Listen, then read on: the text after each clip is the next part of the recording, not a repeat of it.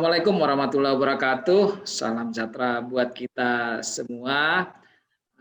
Om Swastiastu, salam kebajikan.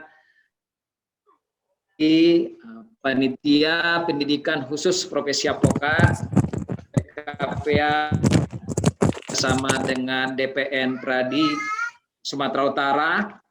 Terima kasih Pak Haryandia sudah memberikan kesempatan lagi kepada saya memberikan materi terkait dengan persaingan usaha. Suatu kehormatan, kami diundang sudah beberapa kali memberikan materi ini untuk berbagi sharing. Saya selalu sudah sebutkan berbagi sharing dengan teman-teman yang mengikuti PKPA. Sehingga nanti teman-teman, Bapak Ibu, ketika nanti berhadapan dengan kasus-kasus persaingan usaha sudah ada gambaran, karena memang mempelajari persaingan usaha itu nggak mungkin lah 2 jam gitu ya, karena banyak materinya yang perlu saya sampaikan. Tapi saya akan coba hal yang paling krusial yang Bapak Ibu nantinya berhadapan dengan kasus-kasus persaingan usaha, dan nanti adalah mengenai tata cara penanganan perkara di KPPU. Saya izin share ya teman-teman, untuk kelihatan ya. Terima kasih. Baik, sekedar perkenalan, nama saya Ramli Simajunta, SHMH, saya juga nih dari USU, saya lulus tahun 2000, masuk 94. Saya sudah bergabung di KPPU selama 20 tahun. 20 tahun mulai munculnya atau mulai adanya lembaga ini tahun 2000, saya sudah bergabung di KPPU. Dan saat ini saya sebagai kepala kantor wilayah, Pak, dipercaya sudah 2 tahun di wilayah 1 di Sumatera Utara. Sebelum di 2 tahun yang lalu sebagai kepala kantor wilayah di Makassar, saya 4 tahun di Makassar, dan sebelum di sana saya juga kepala kantor selama 2 tahun, dan sebelum di sana saya kepala kantor wilayah di Batam selama 4 tahun. Dan sebelum di sana saya sehari-hari adalah investigator dan pernah juga jadi panitera di awal-awal. Dan jabatan fungsional saya sehari-hari sebenarnya investigator utama, tapi saat ini dan sebelum-sebelumnya dipercaya sebagai kepala kantor wilayah. Itu sekedar perkenalan saya, secara singkat, walaupun secara singkat ya. Baik, hukum acara persaingan usaha. Saya ingin refresh kita teman-teman. Kalau berbicara persaingan usaha, mungkin banyak KPPU atau monopoli gitu ya, monopoli,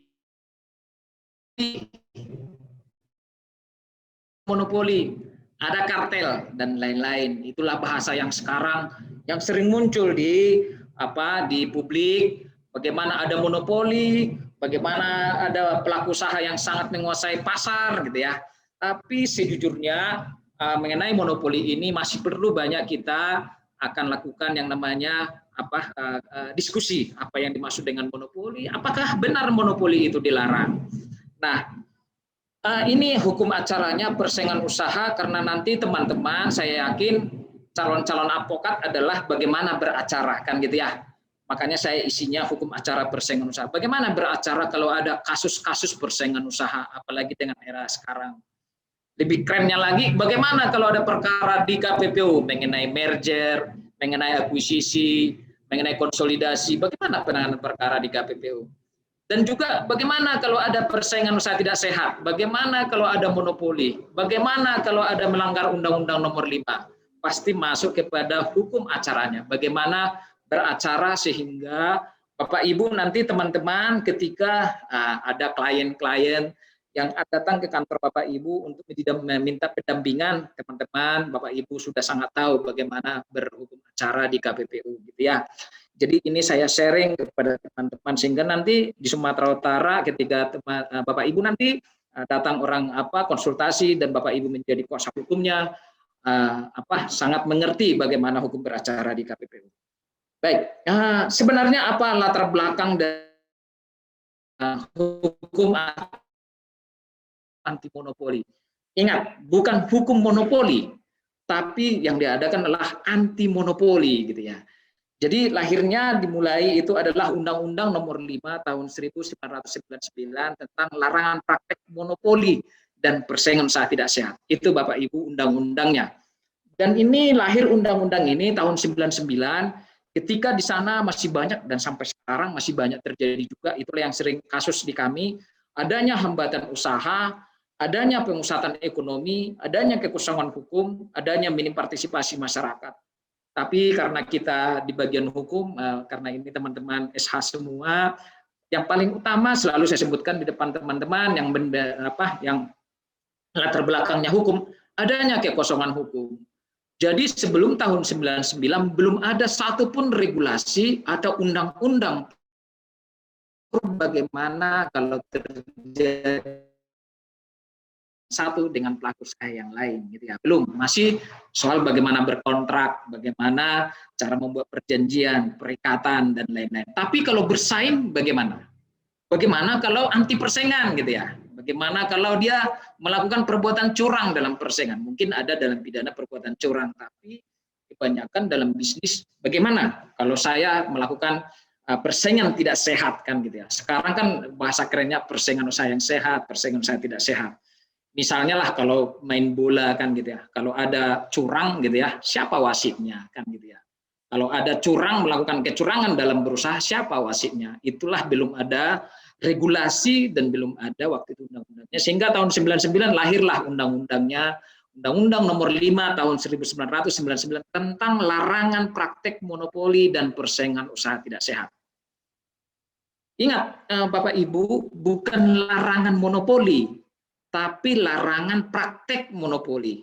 Jadi yang dilarang adalah praktek monopoli, bukan yang dilarang monopoli. Ya, itu kan bahasa hukumnya pasti teman-teman sangat tahu. Sangat jauh berbeda arti praktek monopoli dengan monopoli kan gitu ya. Makanya nanti dalam lanjutnya saya akan jelaskan apa monopoli. Malah dalam undang-undang itu monopoli itu boleh-boleh saja, tapi ada nanti alasannya gitu ya. Jadi adanya kekosongan hukum, kemudian pemusatan ekonomi. Coba kita lihat makanya program negara sekarang itu kan, lihat kalau teman-teman cermati setahun atau tahun lalu itu bagaimana supaya ada kolaborasi antara usaha kecil menengah dengan yang besar. Kenapa?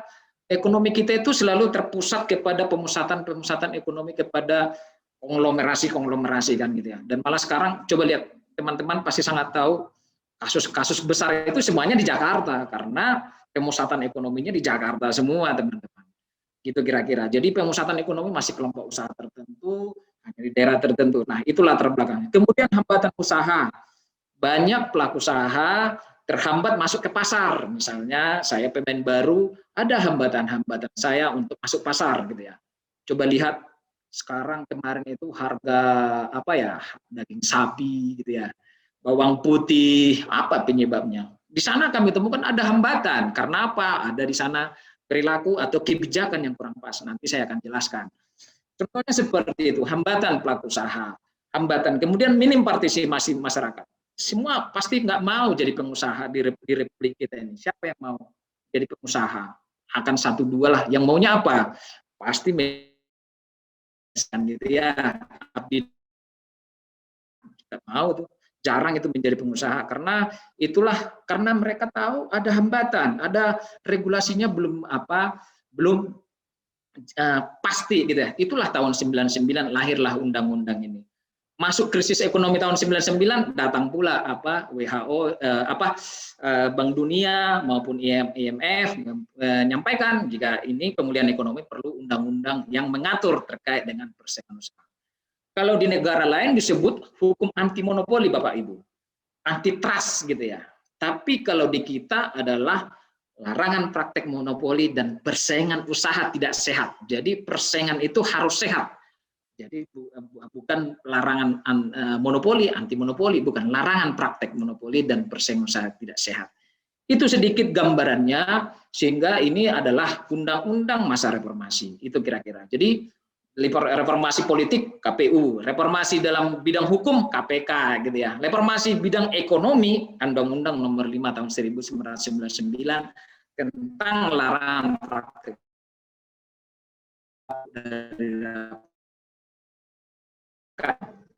apa latar belakangnya sehingga ada lahirnya mengenai undang-undang larangan praktek monopoli dan persaingan usaha tidak sehat. Nah, apa tujuannya? Semua undang-undang pasti punya tujuan. Dan tujuannya itu pasti merefer kepada Undang-Undang Dasar 45, pasti merefer kepada dasar negara kita, gitu ya. Pasti menjaga kepentingan umum, meningkatkan efisiensi nasional negara kita. Hadirnya undang-undang itu pasti adanya untuk di sana menjaga kepentingan umum dan untuk meningkatkan efisiensi nasional, tujuannya kesejahteraan rakyat. Itulah welfare state kan tujuannya seperti itu. Yang keduanya adalah menjamin kesempatan berusaha bagi usaha menengah, besar dan kecil. Jadi harus ada kesempatannya itu. Jadi kalau sekarang itu kan makanya dijamin itu ya dengan sekarang program negara kan kolaborasi usaha kecil menengah, kemitraan dan lain-lain supaya ini ada menjamin kesempatan usaha yang sama sehingga yang menengah dan besar itu bersaingnya secara sehat. Tapi nggak bisa dipersaingkan yang besar dengan menengah, besar dengan yang kecil. Ya yang dipersaingkan yang mana? Pasti yang besar dengan yang besar. Nggak mungkin toh kelas berat melawan kelas ringan ya, pasti kalahlah kelas ringan gitu ya. Nggak mungkin, pasti yang besar bersaing dengan yang besar. Menengah bersaing dengan yang menengah, kecil bersaing dengan kecil. Tapi bagaimana kalau besar dengan yang kecil bersaing? Tidak bersaing, tetapi itulah kemitraan nantinya. Nanti ada undang-undangnya. Kemudian yang kedua adalah mencegah praktek monopoli dan persaingan usaha tidak sehat. Nah, itu tujuannya, mencegah praktek monopoli, bukan mencegah monopoli, tapi praktek monopoli. Praktek monopoli itu apa? Penguasaan pasar yang untuk dengan cara menghalangi pelaku usaha lain, kan gitu. Merugikan kepentingan umum, melanggar regulasi, gitu ya. Biasanya seperti itu yang praktek-praktek monopolinya, gitu ya. Merugikan kepentingan umum, melanggar aturan regulasi yang ada, dan apa? Dan menghambat para pelaku usaha pesaing-pesaingnya dengan membuat perilaku-perilaku yang anti persaingan, gitu ya. Nah, dan atau persaingan usaha tidak sehat. Jadi makanya disebutkan bersaing secara sehat lah sehingga tujuan undang-undangnya itu tercapai. Kemudian ketika ada persaingan, efektivitas dan efisiensi kegiatan usaha. Dari tujuan itu ada satu contoh kasus. Nah, ini teman-teman Amir Hamzah pasti tahu, saya biasanya langsung case. Coba lihat teman-teman ketika KPPU menghukum yang namanya kartel ban gitu ya. KPPU pernah menghukum terjadinya kartel ban. Mungkin teman-teman belum tahu atau sudah pernah dengar gitu ya.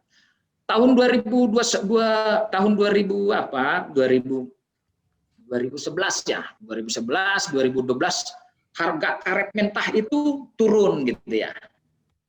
Tapi harga ban itu naik gitu ya. Kami mencermatinya, melakukan meneliti, melakukan monitoring. Kalau kegiatan usaha itu Bapak Ibu itu perlu pendalaman karena nanti saya jelaskan apa kekurangan-kekurangan kami dalam melakukan investigasi gitu ya. Nah, ketika itu terjadi kami melakukan meneliti dan penyelidikan gitu ya dengan cara kami yang diatur dalam undang-undang. Kenapa? Loh, karet mentahnya turun tapi harga ban naik kan gitu. Nggak simetris, nggak sih dalam skala ekonomi dan cara berpikir ekonomi itu ada yang salah, ada sesuatu yang tidak benar. Ternyata kami telitilah. Di Indonesia, teman-teman tahu, mobil yang paling banyak, mobil sejuta umat, pasti tahu ya teman-teman. Nah, ini enaknya sebenarnya ngobrol gitu ya, tapi karena nggak ada langsung feedbacknya gitu, jadi saya Panja, jawab Pak, Panja. Avanza gitu ya. Xenia kan gitu ya, itu mobil-mobil sejuta umat lah, Avanza, Xenia, apalagi teman-teman. Nissan juga ada ya. Artinya apa? Mobil sejuta umat itu memang mobil yang banyak dipakai masyarakat gitu ya, karena kemampuan ekonomi. Itu biasanya mobil yang 1.300 cc kan gitu ya, 1.300, dan itu dia teman-teman, banyak masyarakat kita mempergunakannya. Dan itu kan pasti kepentingan umum. Dan kita lihat pasti di situ ketika orang beli mobil kan di situ ada bannya, ada macam-macam. Kita lihat bannya macam-macam pabrikannya Bapak Ibu. Ada Bridgestone, ada apa lagi? Ada Swallow, apalagi teman-teman? Gajah Tunggal. Gajah Tunggal, apalagi teman-teman? Banyak ya. Ada 10 pabrikan ban di Indonesia, gitu ya. Bridgestone, GT Radial, Gajah Tunggal, Swallow, Hancock, kan gitu ya. Macam-macam. Ada yang kita tahu ada 9 atau 10. Bayangkan kalau Bapak Ibu ketika kasus itu jadi kuasa hukum GT Radial, kuasa hukum daripada Bridgestone, coba enak kan? Pasti udah tahulah kalau kuasa hukum mereka. Ketika kita periksa, ternyata dalam penyelidikan kita kita mendapatkan alat bukti. Orang hukum itu pasti bicara alat hukum ketika masuk sidang acara persidangan. Alat buktinya apa? Ternyata pabrikan ban tersebut melakukan kesepakatan. Nah, ini kalau dalam perdata kan boleh-boleh saja, sah-sah saja membuat kesepakatan. Tapi ada kesepakatan yang dilarang dalam Undang-Undang Nomor 5. Apa itu? Yaitu penetapan harga dan kuota. Itulah kartel gitu ya. Ketika saya melakukan perjanjian dengan pesaing saya menetapkan harga barang tertentu, barang yang dipersaingkan, itu yang disebutkan nanti kartel. Kartel itu bisa macam-macam, teman-teman. Ada kartel harga, ada kartel kuota. Kuota itu apa? Itulah yang terjadi di ban. Diatur, Bridgestone, kau bulan ini produksi kau berapa? Dalam meetingnya, dalam kesepakatannya kita tahu, oh Pak, saya sebulan ini misalnya untuk kau jangan 1000, kau kurangin aja produksimu sekian. Swallow juga gitu, kamu sekian. Mereka mengatur skala produksinya dengan mengatur kesepakatan tersebut. Akhirnya barang di pasar kan mereka jaga supaya jangan permintaan itu tinggi, tapi barangnya agak diatur sehingga harganya naik. Itulah yang disebut dengan kartel harga, gitu ya. Akhirnya kita hukum Bapak Ibu 8 perusahaan itu yang terbukti dalam asosiasi pabrikan ban tersebut melakukan namanya kartel, kita hukumlah mereka. Denda itu 25 miliar, denda maksimal dalam undang-undang. Mereka banding ke pengadilan negeri, waktu itu mereka kalah. Mereka kasasi ke Mahkamah Agung, mereka juga kalah, dihukum. Dari satu contoh ini saja tujuan undang-undang ini kita bisa mengetahui tercapai gitu ya. Kepentingan umum dapat, efisiensinya dapat, akhirnya memang mereka tidak membuat kesepakatan lagi. Kemudian mencegah praktik manipulasi juga tercapai, efektivitas dalam kegiatan usaha. Mereka akan berusaha. Kalau saya bersaing dengan pesaing saya, pasti akan saya efisien. Efektivitas usaha saya bagaimana? Akan seperti itu. Jadi bersaing. Akhirnya konsumen, masyarakat itu akan diuntungkan. Bayangkan coba teman-teman, Bapak Ibu punya mobil lah ya. Bayangkanlah kalau GT radial, Swallow dan lain-lain itu bersepakat harga kita 2 juta. Apa yang terjadi? Satu ban kalau harganya mereka bersepakat 2 juta. Kita akan dirugikan dan kita tidak akan punya pilihan, harus beli mobil apapun, merek apapun, bannya merek apapun, bannya harganya 2 juta. Itulah kesepakatan harga yang jahat gitu ya. Sama juga ketika kemarin tiket Garuda yang waktu itu kita hukum karena antara Garuda dengan Lion melakukan kesepakatan harga. Itu yang kemarin diperiksa oleh KPPU tahun lalu dan dihukum gitu ya. Kemudian apalagi kasus-kasus yang lain banyak teman-teman, nanti kalau lihat kasusnya ada juga kartel daging sapi ketika menjelang bulan Ramadan, Lebaran tahun 2016 itu para feedlotter itu bersepakat tidak memotong sapi sehingga harganya menjelang bulan Ramadan harganya sampai 160-100 ribu. Kita hukum juga feedlotternya. Makanya kemarin hampir terjadi toh di Jakarta nggak ada daging sapi katanya gitu ya. Makanya kita cek di sana. Benarkah karena memang itu barang yang tidak ada atau karena perilaku mereka bersepakat. Ternyata harga dagingnya dari Australia sudah ada kenaikan. Jadi bukan karena mereka bersepakat supaya tidak memotong sapi. Itu yang kita cek kemarin. Kedelai kemarin kita cek juga apakah karena pengaruh bersepakat harga atau tidak, ternyata lagi masih kita teliti. Bawang putih sekarang juga kita cek. Itu kepentingan umum yang menjadi prioritas KPPU gitu ya. Jadi dari contoh case masih banyak Bapak Ibu contoh case. Jadi tapi saya bikin satu. Di perbankan nanti ada contoh case-nya gitu ya. Nanti akan saya jelaskan. Itu kira-kira tujuan undang-undang ini. Nah, kemudian mohon izin apa isi daripada undang-undang? Kalau kita berbicara undang-undangnya kan pasti ada substansi isinya. Inilah yang menjadi biasanya pasal yang diduga atau pasal yang dituduhkan atau pasal yang dilakukan para pelaku usaha apakah terjadi pelanggaran. Di dalam undang-undang itu ada 3 pokok yang menjadi pokok daripada kelompok-kelompok pasal-pasal yang dilanggar. ada perjanjian yang dilarang, ada kegiatan yang dilarang, ada penyalahgunaan posisi dominan, gitu ya. Jadi kalau teman-teman nanti menjadi kuasa hukum kah atau menjadi advokat daripada para pelaku usaha, apakah mereka dituduhkan perjanjian dilarangkah, kegiatan yang dilarangkah, atau penyalahgunaan posisi dominan? Itu Bapak Ibu. Perjanjian yang dilarang apa? Ada perjanjian dengan luar negeri, dengan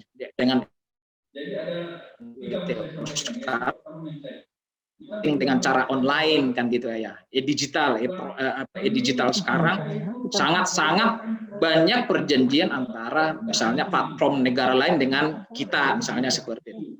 Perjanjian tertutup ini nanti saya contohkan di perbankan. Pernah juga terjadi perjanjian tertutup di perbankan.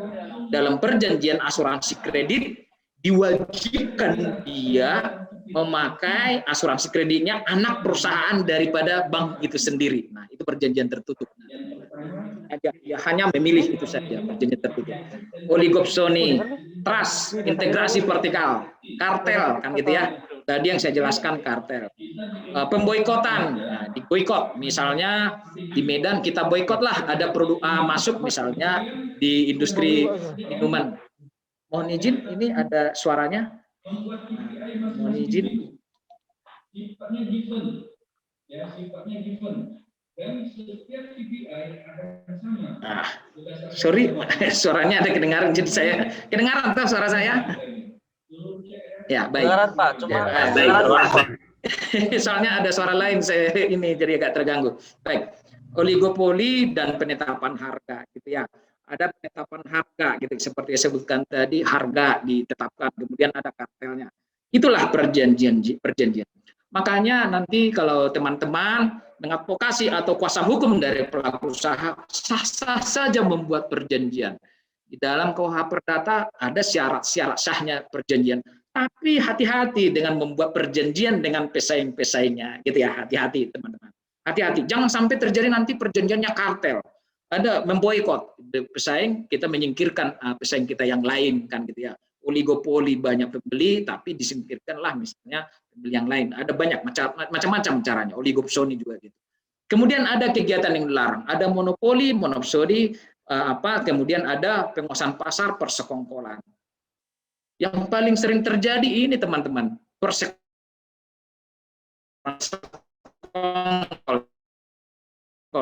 karena saya juga nggak tahu juga itu. Gotong royong, ini artinya bersekongkol itu dalam artian bersekongkol yang positif, gotong royong. Bersekongkol yang negatif, nah ini nih bersekongkol yang dilarang dalam undang-undang gitu. Contohnya apa? Di dalam pengadaan barang dan jasa di Republik ini masih banyak bersekongkol dalam pengadaan barang dan jasa. Itulah yang terjadi, kita hukum. Coba lihat teman-teman. Project A dilelang bersekongkol, project B dilelang bersekongkol gitu ya. EKTP, Bapak Ibu tahu, EKTP yang nilainya itu triliunan, 5,9 triliun, itu kami buktikan bersekongkol. Ketika kami buktikan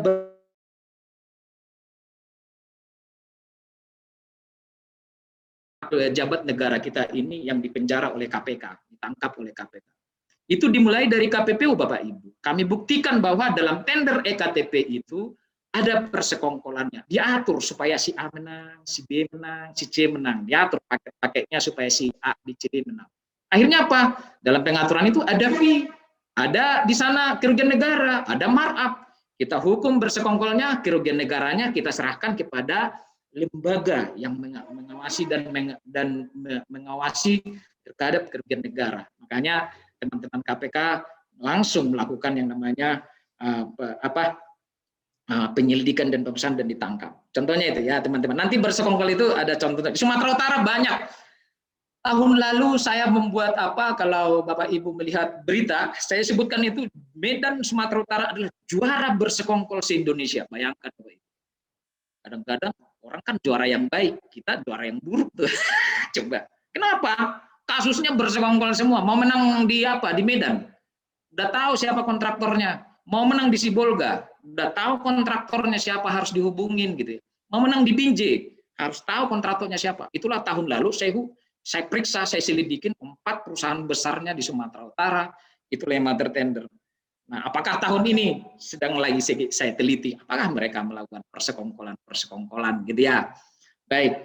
Kemudian penyalahgunaan posisi dominan gitu ya. Nah, teman-teman di sini posisi dominan kepemilikan silang. Nah, ini pernah kami perintahkan pelaku usahanya di dalam kegiatan usaha pasar yang sama ya. Dia supaya mengundurkan diri atau dan lain-lain dari jabatannya di beberapa perusahaan karena dia menguasai daripada kepemilikan silang di beberapa pasar, di beberapa perusahaan sehingga dia menguasai pasar. Jabatan rangkap. Nah, ini di BUMN banyak kami minta ini jabatan rangkap ini supaya dia melepaskan. Dia tidak boleh menjabatan rangkap. Pernah Garuda, direktur Garuda, dia juga menjabat di Sriwijaya. Kita minta dia, bukan minta ya, kita dalam perkara kita perintahkan supaya dia tidak menjadi jabatan rangkap gitu ya. Merger. Nah, ini paling seksi sekarang Bapak Ibu. Ketika ada mau merger, dia wajib lapor ke KPPU. Itu ada PP-nya Bapak Ibu. Ada PP-nya. Jadi kita menginap sebelum merger dia wajib lapor. Di Jakarta paling banyak ini kantor hukum sekarang mengenai merger ini, teman-teman. Jadi ketika orang mau merger wajib lapor ke KPPU. Kalau tidak lapor, kalau dia memenuhi threshold gitu ya. Threshold itu di atas 2,5 triliun asetnya. Kalau dia tidak lapor, ada sanksinya Bapak Ibu. Ada sanksinya. Makanya contohnya kayak Freeport itu mau diakuisisi oleh Inalum, dia lapor ke KPPU. Ada satu BUMN itu dihukum oleh KPPU tidak lapor, itu Wika Beton. Wika Beton Bapak Ibu pernah dihukum karena dia tidak melapor, dia mengambil alih saham pelaku usaha tertentu. Makanya ketika Garuda mengambil pelaku usaha lain, misalnya dia harus lapor ke KPPU. Siapapun pelaku usaha, kalau dia thresholdnya mengakuisisikah, mergerkah, konsolidasikah, wajib lapor ke KPPU. Makanya teman-teman, saya sarankan yang ini nih mengenai merger, gitu ya. Nanti teman-teman bayangkan ribuan usaha di Indonesia ini ketika mau merger, akuisisi itu wajib lapor ke KPPU kalau dia memenuhi threshold gitu. Dan prosesnya gampang sekali, tapi ya kontraknya kan besar kan gitu ya. Makanya di Jakarta paling banyak ini sekarang diminati oleh teman-teman lawyer, teman-teman advokat gitu. Baik. Nah, itu tadi saya sebutkan tadi ada pasal-pasalnya. Ada kalau pengelompokan pasalnya kalau kita nanti analisa. Nah, untuk menganalisanya atau pembuktiannya biasanya kita ada dua cara pendekatannya. Per se ilegal atau rule of reason. Ilegal itu tidak perlu kita buktikan dampaknya. Dampaknya, misalnya kartel harga tadi, ban. Apakah merugikan umum? Tidak perlu. Kalau dia sudah ada perjanjian penetapan harganya, penetapan kuota, itu namanya per se ilegal, dilarang. Makanya kalau di negara lain seperti di Jerman, di Amerika, kalau namanya kartel itu Bapak Ibu dipidana Bapak Ibu. Diserahkan pidana karena jahat. Itu kan jahat pidana. Berjanji dengan pesaingnya supaya harganya mahal, pasokannya barang tidak ada, itu namanya kartel gitu ya. Nah, ada yang perjanjian ini tidak perlu kita buktikan efeknya gitu ya, merugikan persaingan usaha kah atau tidak perlu. Sepanjang udah ada kegiatannya, perjanjiannya, kegiatan usahanya dianggap ilegal, tidak perlu dibuktikan. Itulah persis. Contohnya apa? Pasal 5 penetapan harga tadi. Itulah yang saya sebutkan tadi, penetapan harga di di ban, di daging sapi kan gitu ya. Contoh-contoh. Jadi tidak perlu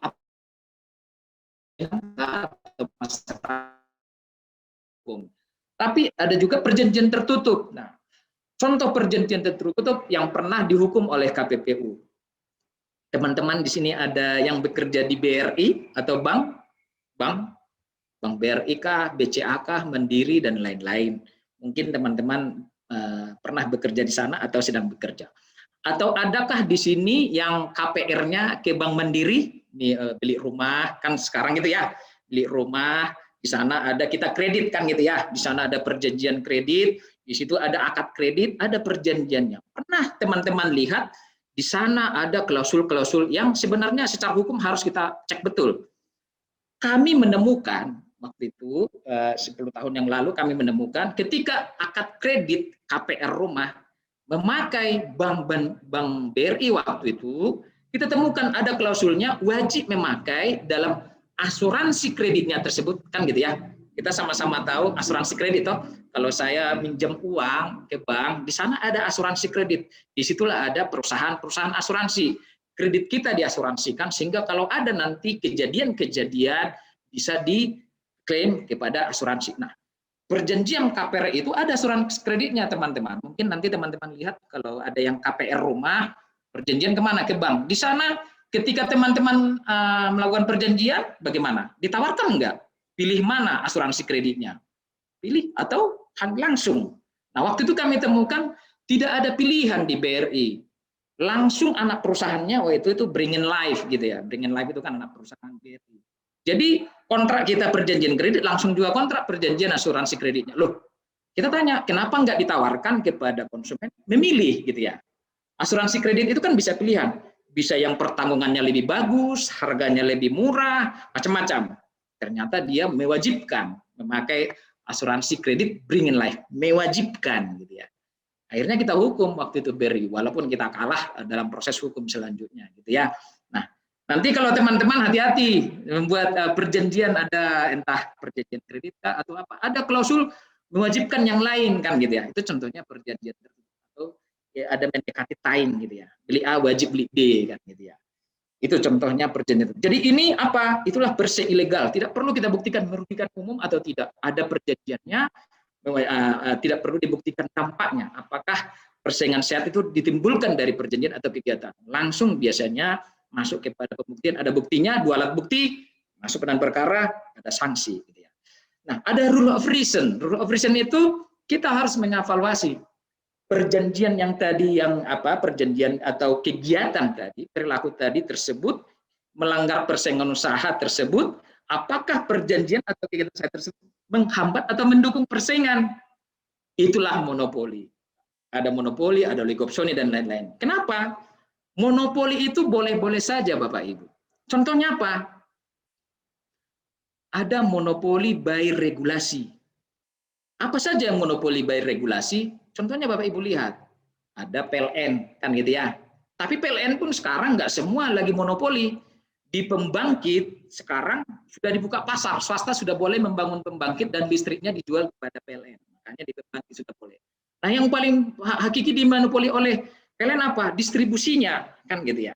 Kenapa ini dimonopoli oleh PLN? Karena memang iya mendukung persaingan. Kenapa mendukung? Coba bayangkan kalau banyak perusahaan PLN untuk distribusi di Indonesia ada 10. Bayangkan tiang listriknya banyak, tidak efisien dan lain-lain. Dan kalau ada subsidi di sana yang membantu masyarakat akan susah. Makanya dia ketika dimonopoli untuk untuk distribusinya mendukung persaingan. Kan gitu ya. Coba lihat di bandara dimonopoli oleh Angkasa Pura negara kan gitu ya. Apalagi teman-teman yang monopoli, jam sostek masih dimonopoli, macam-macam. Ada yang dimonopoli by regulasi, by undang-undang gitu, dan itu sah-sah saja. Tapi kalau monopoli di bawah daripada regulasi, di bawah undang-undang, itu menjadi pertanyaan. Makanya ketika ada BUMD, pernah itu di Sumatera Utara Bapak Ibu. Ini Sumatera Utara makanya selalu menjadi perhatian saya. Mau dibuatlah waktu itu peraturan gubernur di Sumatera Utara, seluruh ATK untuk provinsi akan diserahkan kepada BUMD. Coba bayangkan. Dimonopoli oleh BUMD. Lah, tujuannya apa? Kan banyak ini perusahaan-perusahaan ATK, fotokopi maupun perusahaan ATK di Sumatera Utara yang bisa memasokkan gitu dengan harga yang murah, baru kemudian jasa yang bagus dan lain-lain. Kenapa harus ke BUMD? Kita minta pergubnya dibatalkan itu waktu itu, gitu ya. Pernah juga ada di suatu daerah di Jawa Timur monopoli BUMD juga. Ini lucu ini Bapak Ibu. Bapak Ibu tahu Satelkok kita main bulu tangkis kecil sebenarnya, tapi bulu angsa untuk Satelkok itu semua import Bapak Ibu.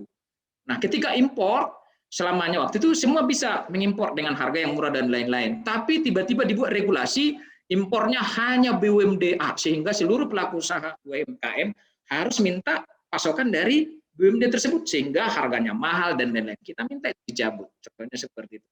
Pernah juga di Sumatera Barat. Nah, di Sumatera Barat bahwa kalau SPPD ke Jakarta wajib para PNS-nya itu nginap di BUMD, hotel BUMD Provinsi Sumatera Barat. Lah, kenapa? Kita juga kita minta batalkan. Pernah juga mau diatur seluruh bengkel daripada mobil dinas Pemprov itu kepada bengkel tertentu BUMD. Nah, kenapa? Nah, itu contoh-contoh yang pernah kita tanganin, itu menghambat atau mendukung persaingan, gitu ya, rule of reason.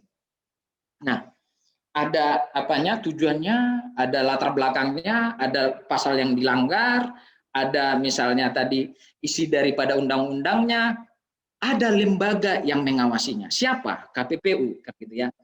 Jangan salah Bapak Ibu, KPPU dengan KPU. KPPU P-nya 2 Pak, persaingan usaha gitu ya. KPU pemilihan umum. Banyak di negara kita ini pemerintahnya, kami dibilangnya KPU. Jadi kadang-kadang saya ketawa lah, lembaga negara sudah 20 tahun masih bilangnya kita KPU kan gitu. Banyak kepala daerahnya pun saya bilangnya kami ini KPU gitu. Pemilihan umum apa kita bilang gitu kan. Jadi kita kan penegak hukum nih, jangan sampai salah teman-teman. KPPU, Komisi Pengawas Persaingan Usaha, itulah lembaga yang mengawasi Undang-Undang Nomor 5. Siapa? Independen. Nah, kenapa independen? Memang dalam undang-undangnya jelas visi dan misinya pasti pencegahan, penindakan, internalisasi, penguatan. Tapi independen apa? Memang disebutkan Pak pada undang-undangnya, KPPU itu independen, bertanggung jawab langsung kepada Presiden dan DPR. DPR-nya Komisi 6. Makanya komisioner kami itu diangkat oleh Presiden, sama seperti kemarin Kapolri. Namanya dari Pak Presiden di tes and proper oleh Presiden dicari, kemudian namanya diserahkan Pak Presiden ke DPR, DPR di Komisi 6, tes and proper, kemudian di Komisi 6 kami, KPPU-nya komisionernya, kemudian namanya diserahkan oleh DPR kepada Pak Presiden untuk dilantik kalau namanya sudah terpilih. Nah, di bawahnya ada Sekretariat Jenderal. Independen dalam artian apa? Independen dalam membuat penegakan hukumnya, keputusannya independen. Tapi kalau dalam hal anggaran dan lain-lain tidak ada independen, Bapak Ibu. Tapi ketika membuat penegakan hukum, putusan dia harus independen. Tidak boleh intervensi siapapun. Itu maksudnya dalam independen, gitu ya. Nah, ini Pak digugat lagi kita. Wah, hebat kali KPPU, lembaga independen bertanggung jawab kepada Presiden dan DPR. Apa hebatnya? Kita diuji ke Mahkamah Konstitusi tahun 2016 waktu itu. Nah, itu 2016 diuji. Kok hebat kali KPPU. Waktu itu kita ada kasusnya, kita periksa di Bandung. Itu adalah tender pengolahan sampah. Kok hebat kali KPPU membuktikan bersekongkol. Nah, diujilah oleh teman-teman apa juga, teman publik apa, bagian hukumnya diuji. Karena di pasal 30 disebutkan KPPU adalah lembaga independen yang terlepas dari pengaruh kekuasaan pemerintah dan pihak lain dan bertanggung jawab kepada Presiden. Makanya Pak, kami komisi tadi kan sudah saya jelaskan rekrutmennya, kemudian di bawahnya ada Sekretariat Jenderal. Di bawahnya 2 deputi, deputi penegakan hukum, deputi pencegahan. Kemudian kantor wilayah dan para direktur. Kemudian ada Kabak dan Kabid dan staf-stafnya ke bawah. Kami bertanggung jawab langsung Pak kepada komisioner. Nah, kok bertanggung jawab ke Presiden? Nah, diuji ketika di putusan Mahkamah Konstitusi nomor 85 2016, KPPU adalah lembaga negara bantu. Nah, kita adalah lembaga negara bantu yang dibentuk di luar konstitusi. Jadi dalam Undang-Undang Dasar kan sudah disebutkan lembaga-lembaga yang ada, dan ada lembaga-lembaga yang belum ada disebut, termasuk KPPU. Itulah lembaga negara bantu yang bertugas membantu pelaksanaan tugas lembaga negara pokok. Nanti jadi kalau Bapak Ibu mengajukan keberatan ke Pengadilan Negeri, jawabannya sudah ada. Di mana letak keputusan KPPU? Ini sudah ada jawabannya Bapak Ibu. Putusan Mahkamah Konstitusi gitu ya. Jadi kewenangannya sudah jelas. Kemudian disebutkan juga Undang-Undang Nomor 599 merupakan administratif penalo kan gitu ya. Mengutamakan sanksi administratif atau perdata lebih diutamakan daripada sanksi pidana. Ultimum remedium kan gitu ya. Makanya kami sanksinya adalah sanksi administratif. Sanksinya apa?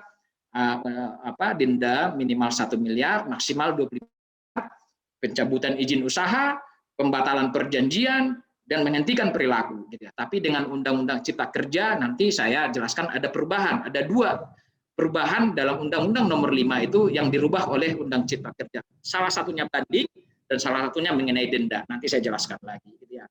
Jadi ini Pak, kalau nanti Bapak Ibu mengajukan keberatan, jangan lagi karena sudah ada putusan Mahkamah Konstitusi, pasti tidak diperhatikan oleh hakimnya kalau ada banding mengenai, kalau dipertanyakan lagi kedudukan KPPU-nya, sudah jelas Bapak Ibu. Kemudian apa? Kewenangannya apa? Advokasi kebijakan, penegakan hukum, pengendalian merger. Nah itu tadi PP-nya merger ditambahkan lagi, sudah keluar 57 tahun 2010, menerima dan mengevaluasi merger. Nah, yang sekarang yang mana tugas kami berhadapan dengan Bapak Ibu yang saya jelaskan inilah penegakan hukum. Memiliki kewenangan menyelidiki, memeriksa, memutuskan. Ini berat sekali Bapak Ibu kewenangan ini dalam penegakan hukum. Menyelidiki, memeriksa, dan memutuskan. Tapi perlu saya jelaskan ke teman-teman di sini, menyelidiki ini bukan pidana, kan gitu ya, bukan pidana. Nah, ya, karena KPPU dengan saya sebutkan tadi ada kelemahan karena KPPU tidak bisa pro justisia. Mohon izin kalau ada di sini dari teman-teman jaksa, hakim, dan kepolisian, kami nggak bisa pro justisia. Kami nggak bisa nangkap, kami nggak bisa geledah, kami nggak bisa sita, nggak bisa. Nah, kalau ada akan melakukan pro justisia, kami akan meminta bantuan polisi. Makanya ada MOU dengan kepolisian, ada MOU dengan KPK, ada MOU dengan Mahkamah Agung, ada MOU dengan kementerian terkait. Makanya kita sinergis Bapak Ibu. Makanya kalau kayak kemarin tuh penegakan hukum, ada saya panggil Bapak Ibu di Medan, ada perkaranya tender pelelangan. Kontraktornya, direkturnya tidak mau hadir. Saya panggil pertama tidak hadir. Kita datangin juga tidak mau hadir. Panggilan kedua tidak hadir. Kita advokasi tidak hadir juga. Panggilan ketiga, kan itulah, jangan sampai 3 kali. Saya minta bantuan kepolisian untuk menghadirkannya. Ketika bawa polisi, ampun-ampun orangnya. Saya bilang, Pak, seharusnya nggak perlu bawa polisi, tinggal polisi pidana, dia tidak patuh kepada panggilan, kan gitu ya. Nah, gitu kemarin. Akhirnya dia datang, Pak. Akhirnya kita minta keterangannya, gitu ya. Walaupun bantuan polisi, keterangannya tetap di KPPU. Memeriksa, nah persidangan Bapak Ibu. Di komisioner, kemudian ada penuntutnya, ada panitranya, terlapornya siapa, saksinya siapa, ahlinya siapa, dengan disitulah akan bersidang gitu ya, akan bersidang. Nah, di mana bisa mulai para advokat atau PH mulai ikut serta? Ketika mulai penyelidikan pun sudah bisa didampingin kalau ada mau mendampingi para pihak atau terlapor yang sedang diperiksa oleh KPK sampai nanti perkara bandingkah atau kasasi gitu ya, sudah bisa. Nah, kemudian ada pengawasan kemitraan, ini menarik nih. Nah, ini di luar daripada Undang-Undang Nomor 5. Undang-Undang 20 tahun 2008 tentang usaha kecil menengah, kemudian keluar PP-nya 17 tahun 2013 terkait dengan pengawasan kemitraan. Nah, ini juga kalau bermitranya tidak benar, masuk kasus ke KPPU, perkara juga berjalan. Sama, hampir sama dengan perkara Undang-Undang Nomor 5. Contohnya apa? Di Sumatera Utara kan banyak ini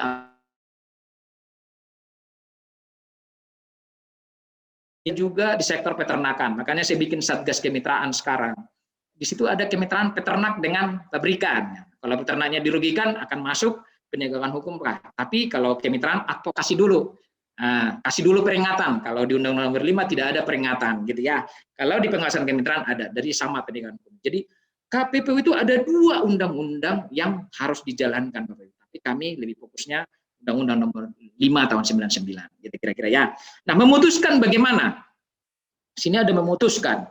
Memutuskan itu kalau memang sudah ada bukti, majelis hakimnya tadi, komisionernya itu memutuskan apakah terjadi pelanggaran Undang Nomor 5 atau tidak, gitu ya.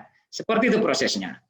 Nah, ini kewenangannya bukan saya yang ngomong Bapak Ibu, tapi adalah undang-undangnya. Kewenangannya itu adalah ini menerima laporan, melakukan penyelidikan, memanggil bantuan penyidik, memberitahukan putusan, mendapatkan surat atau bukti kan gitu ya, mendapatkan. Makanya ada itu bertanya, apa hebat nih? Adalah berdasarkan Undang-Undang Nomor 5 tahun 99, bukan berdasarkan PP, bukan berdasarkan Kepres, tapi berdasarkan Undang-Undang Nomor 5 kan gitu ya.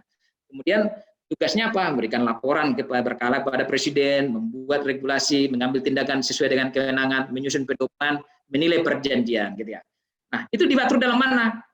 Pasal 36. Jadi Bapak Ibu nanti kalau ada klien Bapak Ibu atau Bapak Ibu menjadi PH-nya atau mendampingi pelaku usaha atau terlapor, ketika kami panggil, kewenangannya pasal 36 Bapak Ibu. Pasal 36 Undang-Undang Nomor 5 tahun 99. Kemudian tugasnya itu pasal 35 kan gitu ya.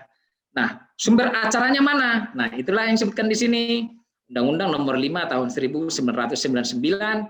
Kemudian kalau bandingnya upaya keberatannya ada peraturan Mahkamah Agung Nomor 3 tahun 2005 Dan ada perkomnya, regulasi bagaimana beracara di KPPU, ada KPPU Peraturan Nomor 1 Tahun 2019 tentang tata cara penanganan perkara. Tapi dengan Undang-Undang Cipta Kerja yang baru, ini lagi kami sesuaikan Bapak Ibu. Dengan Mahkamah Agung juga kami sesuaikan. Itu ya, ini dasar hukumnya. Nah, ini alur penanganan perkara di KPPU. Nanti kalau teman-teman bersidang seperti inilah. Nah, ada laporan. Laporan di sini ya, siapa yang melapor? Seluruh warga negara yang mengetahui pelanggaran Undang-Undang Nomor 5 Tahun 19. Syaratnya apa? Identitasnya harus jelas, gitu ya. Isi laporannya harus jelas. Kemudian yang dilaporkan siapa? Kemudian yang keempatnya, bukti-bukti awalnya apa sih? Kan gitu ya, supaya laporannya lengkap. Jangan sampai ke KPPU kirim surat kaleng tuh, karena nggak ada identitas pelapor Bapak Ibu, nggak ada. Itu biasanya kami nggak tanganin kalau laporannya tidak ada alamat pelapor dan lain-lain. Ada juga yang alamatnya jelas. Itu ada kemarin di Sumatera Utara Pak, Bapak Ibu 2 tahun ini. Alamatnya jelas, tapi ketika kami kirim surat balasannya, suratnya balik. Kami cek ke alamatnya, kantornya nggak pernah buka, tutup terus, gitu ya. Kami nemukan itu di Sumatera Utara, gitu ya. Nah, ketika laporan ini masuk ke KPPU, misalnya hari inilah masuk melapor di KPPU, langsung saya register karena kami pakai online sekarang dan dari dulu bukan lain. Langsung terregister, kemudian langsung minta ke Jakarta, nomornya langsung keluar nomor hari ini. Dari hari ini setelah laporan itu saya mempunyai kewajiban 14 hari wajib melakukan klarifikasi kepada pelapor. Kalau tidak saya lakukan terhadap laporan itu, saya akan melanggar undang-undang, kan gitu ya. Makanya biasanya Pak, hari Senin, hari Selasa saya kirim itu surat ke pelapor perbaikan laporan, kan? Atau saya undang dia klarifikasi. Kalau jauh dia misalnya Pak di Nias gitu ya, jauh, dia nggak bisa ke Medan, saya nggak bisa, saya maunya di Nias, saya akan jumpai dia ke Nias, gitu kira-kira. Jadi dan apa? Pelapor di KPPU tidak ada biaya, itu Bapak Ibu. Jadi ya di email saja atau dikirim laporan, yang penting alamatnya jelas dan identitas jelas, itu udah sah, gitu ya. Dan di KPPU pelapornya itu dirahasiakan, tidak ada yang boleh tahu siapa pelapor. Makanya kadang-kadang terlapor menanyakan, Pak Ramli siapa pelapornya? Maaf, karena undang-undang menyatakan pelapor itu dirahasiakan dan Perkomnya juga menyatakan pelapor dirahasiakan, kami akan rahasiakan. Tapi ada juga tuh pelapor datang ke KPPU melapor, tiba-tiba dimediakan, dimedsoskan, saya udah melapor ke KPPU.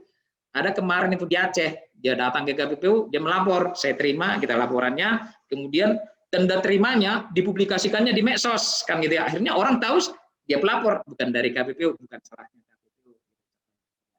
Nah, kalau dalam laporannya ada perbaikan, wajib kami minta perbaikan laporan. Malah kami bantu Bapak Ibu, kalau dia tidak ada bukti awalnya kami bantu. Yang penting dia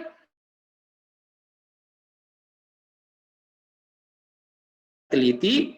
Nah, di sini kalau laporannya bukan, pasti Pak, wewenang absolut kah, wewenang relatif, bisa jadi laporannya bukan kasus persetujuan usaha, bisa jadi korupsi, bisa jadi yang lain. Makanya kami teliti dulu itu, masuk kewenangan relatif atau absolut kah, gitu ya.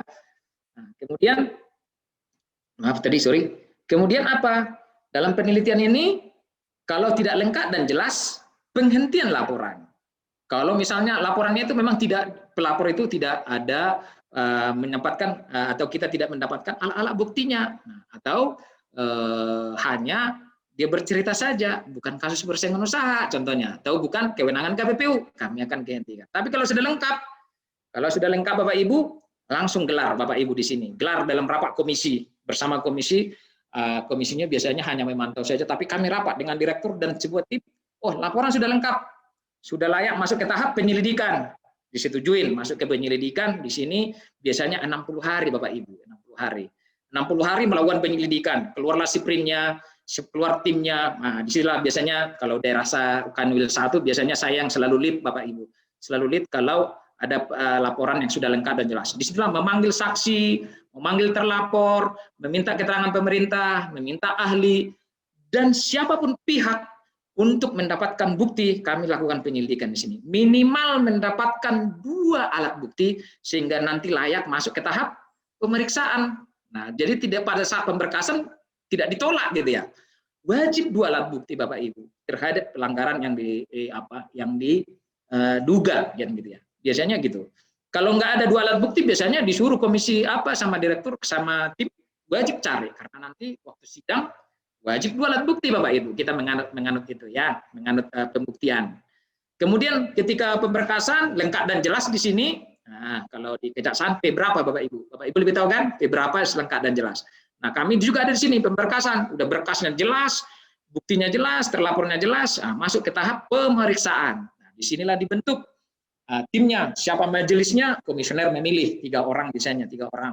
Siapa investigatornya? Biasanya dari deputi penegakan hukum menunjuk penuntutnya gitu ya. Siapa panitranya? Juga dari direktur panitra akan membentuk panitranya.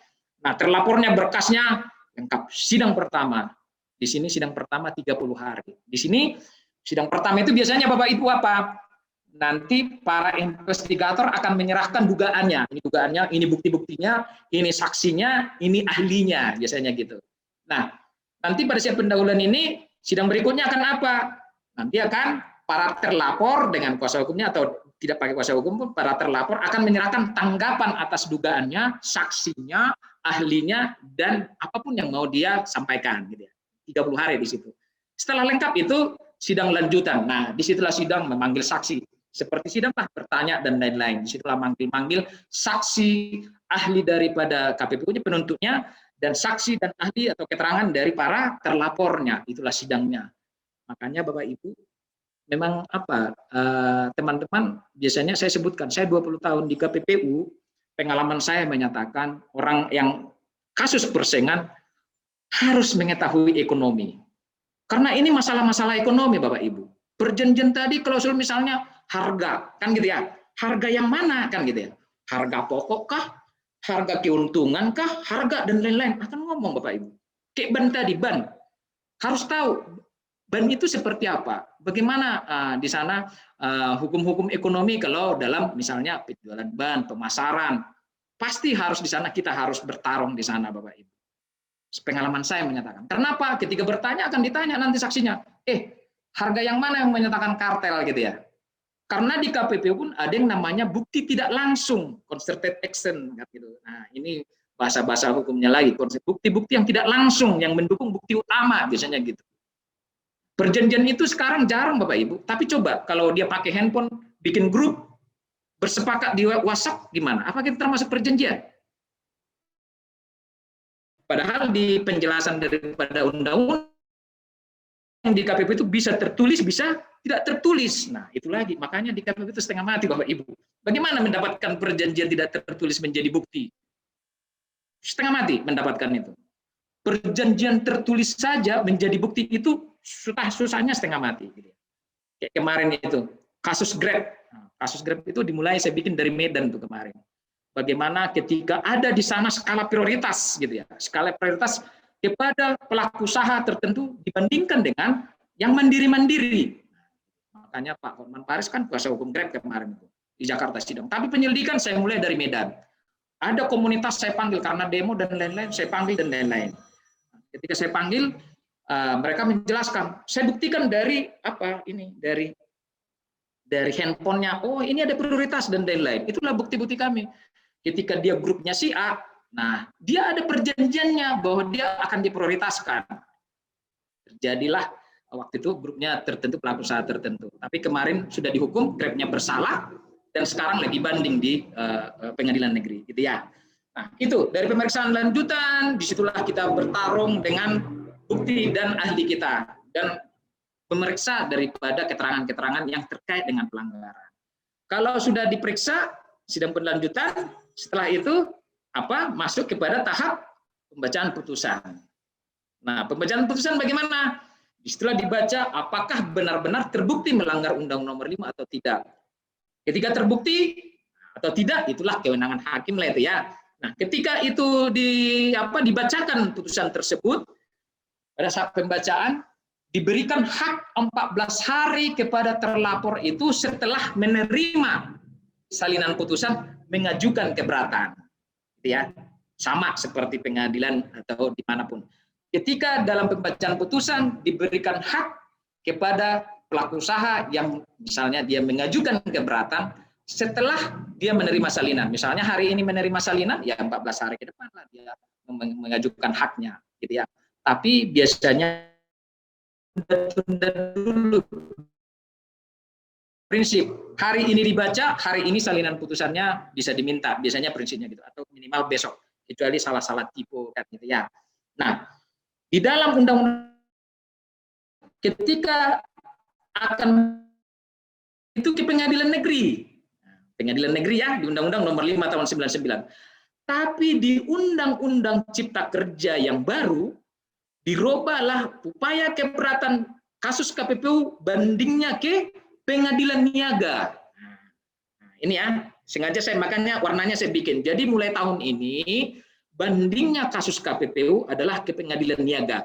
Sekarang lagi dibuat apanya rancangan peraturannya bersama Mahkamah Agung. Nah, permanya akan dirubah, akan ke Mahkamah Agung, ke pengadilan niaga. Nah, coba bayangkan Bapak Ibu di Medan itu wilayah kerja kami itu hanya di Medan ada pengadilan niaga, ya kan ya?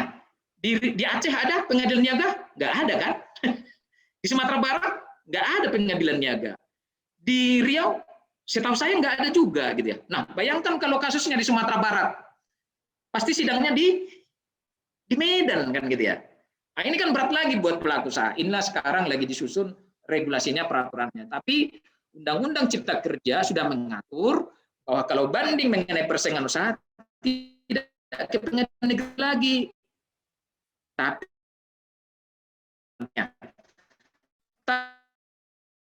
tolling kan gitu. Biasanya dia baca putusannya, saya tidak banding. Misalnya kalau ada di sana putusan denda dan lain-lain, nah dia langsung secara sukarela akan membayar dendanya. Dendanya itu apa? Sanksi administratifnya tersebut dibayar kepada negara, pendapatan negara bukan pajak, teman-teman.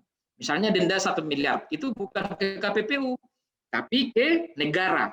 Ada nomor rekeningnya atas nama Menteri Keuangan, pendapatan negara bukan pajak. Di dalam Undang-Undang Nomor 5 tahun 99 itu dendanya itu diatur 1 miliar minimal, maksimalnya itu 25 miliar. 25 miliar teman-teman, Undang-Undang Nomor 5. Tapi setelah Undang-Undang Cipta Kerja itu dirubah lagi. Minimal dendanya 1 miliar, maksimalnya tidak diatur teman-teman. Berarti bisa di atas 25 miliar dong. Malah diatur sepertiga, saya lupa kemarin di Undang-Undang Cipta Kerja, tapi lagi dibuat RPP pengaturan dendanya tersebut bersama Mahkamah Agung, tapi sudah di atas 25, tidak menyebutkan maksimal 25, tidak lagi sepertiga dari aset. Nah, gitu. Bayangkan kalau asetnya 10 triliun. Kalau dia terbukti, kalau benar-benar maksimal sepertiga dari situ, coba bayangkan. Makanya kalau terjadi pelanggaran sangat berat Bapak Ibu. Kalau kemarin itu dendanya masih yang saya 25 miliar itu kasus Yamaha Honda gitu ya. Ketika penetapan harga Skutik Mio, Skutik 100 sampai 115 cc, ketika Yamaha dan Honda membuat perjanjian ada penetapan harga, itu kita hukum. Makanya teman-teman kalau baca putusannya, Yamaha Honda pun sudah pernah dihukum oleh KPPU ya. Yang punya kereta Mio, kereta Nuvo kan gitu ya, 100 sampai 100.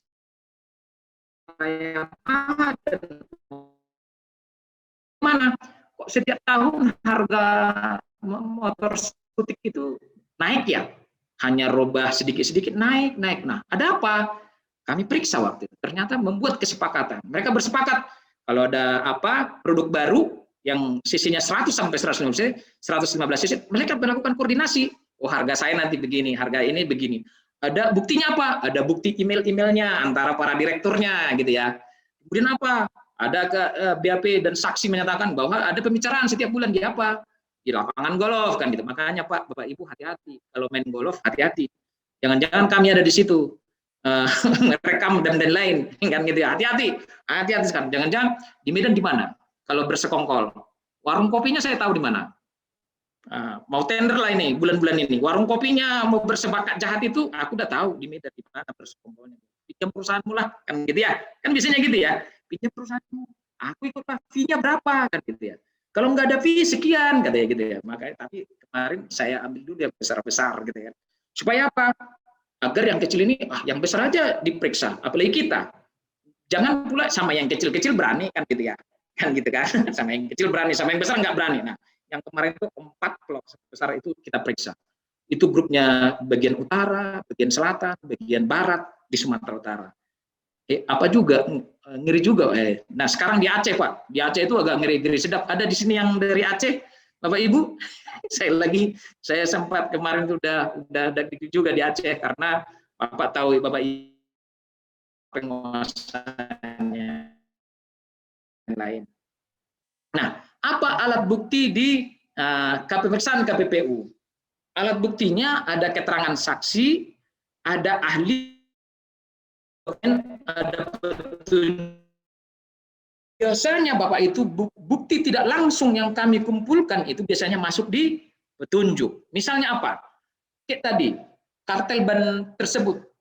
Itu bukti-buktinya banyak dari apa? Mana penjualannya dia tiap tahun kan gitu ya. Mana bukti-bukti ekonominya dia kan gitu ya. Baru pendapat ahli. Kita buatkan itu dengan pendapat ahli. Loh, biasanya Pak bukti-bukti di KPU itu pakai grafik dan lain-lain. Harga itu kan kayak gitu. Harga, produksi, margin, cost dan lain-lain itu biasanya pakai grafik Bapak Ibu. Nah, untuk menguatkan itu apa? Ahli biasanya, ahli ekonomi dan lain-lain. Itulah masuk yang disebutkan dengan bukti tidak langsung itu biasanya masuk di petunjuk Bapak Ibu. Gitu ya. Nah, ada keterangan pelaku usaha. Ini biasanya para terlapor. Nah, makanya kalau kami panggil Pak, biasanya didampingilah di sini oleh lawyer atau PH dan teman-teman PH selalu itu. Tapi kadang-kadang ini, mohon maaf. Kadang-kadang kita panggil direkturnya, dia bikin surat kuasa kepada kuasa hukumnya gitu ya. Yang hadir kuasa hukumnya kan gitu ya. Direkturnya tak ada. Kita periksa, kita tanya loh. Misalnya, Bapak tahu berapa penjualannya Bapak tahun ini, minggu ini, dan lain-lain, harga dan lain-lain? Lah, kuasa hukumnya kan nggak tahu sehari-hari operasional perusahaan tersebut, gitu ya. Jadi mohon kalau teman-teman nanti menjadi kuasa hukumnya, datanglah bersama para direktur atau yang mengetahui Bapak dampingin. Sehingga ketika kita tanya nantinya, ya bisa dengan baik kan gitu ya. Biasanya kan hanya datang hanya kuasa hukumnya, Pak, Bapak tahu nggak yang mau kita tanya ini. Kalau misalnya kuasa hukumnya, oh boleh dijadwal ulang katanya kita. Makanya harus hadirlah direktur kah atau direktur utama kah, minimal karena yang hadir itu yang bertanggung jawab kepada perusahaan. Undang-undang PT kan jelas Bapak Ibu siapa yang bertanggung jawab kan gitu ya. Nah, ini sanksinya pasal 47. Penetapannya pembatalan, perintah kepada pelaku usaha menghentikan integrasi vertikal, pelaku menghentikan kegiatan yang terbukti praktek monopoli kan gitu ya. Nah, bukan yang terbukti monopoli tapi menimbulkan praktek monopoli gitu ya. Perintah pelaku usaha menghentikan penyalahgunaan posisi dominan, penetapan pembatalan penggabungan. Nah, ini Bapak Ibu, penetapan pembatalan penggabungan atau peleburan badan usaha dan atau pengambilan saham. Makanya merger itu KPPU berwenang membatalkan kalau memang mengakibatkan nanti di sana ada melanggar persaingan usaha. Nah, gitu ya. Penetapan pembayaran ganti rugi. Nah, di sini memang di KPPU dibolehkan juga ada orang melapor, ya kan ya, melapor, kemudian dia minta ganti rugi karena akibat dari yang dilaporkannya, misalnya terlapor mengakibatkan kerugian kepada pelapor. Gitu. Nah, ketika dia mengajukan ganti rugi, biasanya ganti rugi yang material, benar-benar tidak material tidak akan ada di KPPU. Tapi ketika dia minta ganti rugi, identitasnya jika nanti mereka mengajukan ganti rugi, nanti pelapor sama terlapor itu akan membuktikan kerugiannya. Jadi KPPU hanya melihat oh benar-benar ada kerugian apa tidak kepada pihak yang mengajukan ganti rugi. Gitu ya. Jadi sampai sekarang yang saya tahu laporan di KPPU belum ada yang meminta pembayaran ganti rugi karena sulit membuktikan kerugiannya dan dia tidak mau biasanya diungkapkan pelaku usahanya. Kecuali kayak kemarin kasus semen kemarin ya kan ya. Kasus semen yang kita hukum kemarin yang oleh Knoh gitu kan ya. Masyarakat itu dibawa oleh masyarakat, ada juga anggota dewan, mereka menyatakan kami melaporkan semen, padahal sebenarnya udah sedang kami waktu itu udah masuk penyidikan, tapi ditambah bukti lagi, akhirnya lebih cepatlah selesai kan gitu ya. Kemudian pengenaan denda serendah-rendahnya 1 miliar, setinggi-tingginya 25 miliar. Dalam Undang Cipta Kerja ada yang dirubah gitu ya, serendah-rendahnya akan diatur oleh peraturan pemerintah. Ini lagi disusun bersama Mahkamah. Kan kalau saya ingat itu Maret katanya peraturan pemerintahnya akan selesai gitu ya. Jadi kami sedang menunggu dan juga bersama timnya menyusunnya gitu ya. Nah, Ini tadi upaya hukumnya, Permanya masih nomor 3 2005 dan ini akan dirubah, tapi yang masih berlaku sampai sekarang masih ini Bapak Ibu. Baca putusannya, terbuka untuk umum, dapat diajukan keberatan, diajukan. Nah, ini Bapak Ibu. Melebihi satu pengadilan negeri. Misalnya, ada terlapornya domisilinya di Medan, kan gitu ya. Ada terlapornya domisilinya di Siantar, ada juga di Sibolga. Tiga-tiganya mengajukan keberatan atas putusan KPPU. Nah, pengadilan mana yang berhak? KPPU akan menyurati Mahkamah Agung, akan meminta menunjuk pengadilan yang mengadili perkara akuo. Biasanya Mahkamah Agung yang menunjuk, misalnya pengadilan negeri Medan kah, Siantar kah, atau Sibolga. Nah, digabungkanlah perkaranya menjadi satu. Tapi dengan Undang-Undang Cipta Kerja yang baru, karena upaya hukumnya ke pengadilan negeri, ya tidak ada lagi. Pengadilan niaga tidak ada lagi namanya penggabungan nantinya ya kan ya, karena hanya satu kan pengadilan niaga kan gitu ya. Pengadilan niaga kan nggak ada di Sibolga, nggak ada di Siantar, semuanya ada di Medan ya, di Medan lah nantinya. Jadi tidak ada lagi nanti penggabungan. Nah, upaya hukumnya putusan keberatan di PN, nah udah kerja udah saya jelaskan, dan kasasi ke Mahkamah Agung. Tidak terima dengan nanti putusan niaga, boleh mengajukan kasasi ke Mahkamah Agung. Jadi makanya sangat menarik Bapak Ibu dalam penegakan hukum persaingan usaha dengan melihat seperti ini, banyak yang juga menyampaikan bahwa KPPU itu adalah pengadilan tingkat pertama persaingan usaha. Bandingnya di mana? Dulunya di pengadilan negeri, sekarang di pengadilan niaga. Baru kasasi ke Mahkamah Agung gitu ya. Itulah mencari terkait dengan pelanggaran undang-undang persaingan usaha. Nah, eksekusinya apa? Terdapat dimaksud pasal 43 ayat 3 Undang-Undang Nomor 5 telah mempunyai kekuatan hukum tetap. Nah, ingat teman-teman. Pasal 43 ayat 3. Jika tidak ada keberatan, mempunyai kekuatan hukum tetap. Dan sebagaimana juga dijelaskan pasal 43, putusan komisi sebagaimana dimaksud dari ayat 1 pasal 43 dimintakan penetapan eksekusi ke pengadilan negeri. Jadi jika berkekuatan hukum tetap memang nggak bisa langsung dieksekusi. Nah, cara mengeksekusinya bagaimana? Minta ke pengadilan negeri. Nanti kalau di yang baru dengan peraturan pemerintah, instruksinya kemana? Penetapan kepada pengadilan niaga, kan gitu ya. Nah itu kira-kira nantinya. Jadi memang kalau ada pelaku usaha tidak melaksanakan putusannya secara sukarela kita tunggu tidak, ya kami minta eksekusi Pak. Mulai tahun ini sudah diaturkan oleh komisioner para pelaku usaha yang tidak kooperatif membayar denda atau pelanggaran atau tidak mengikuti putusan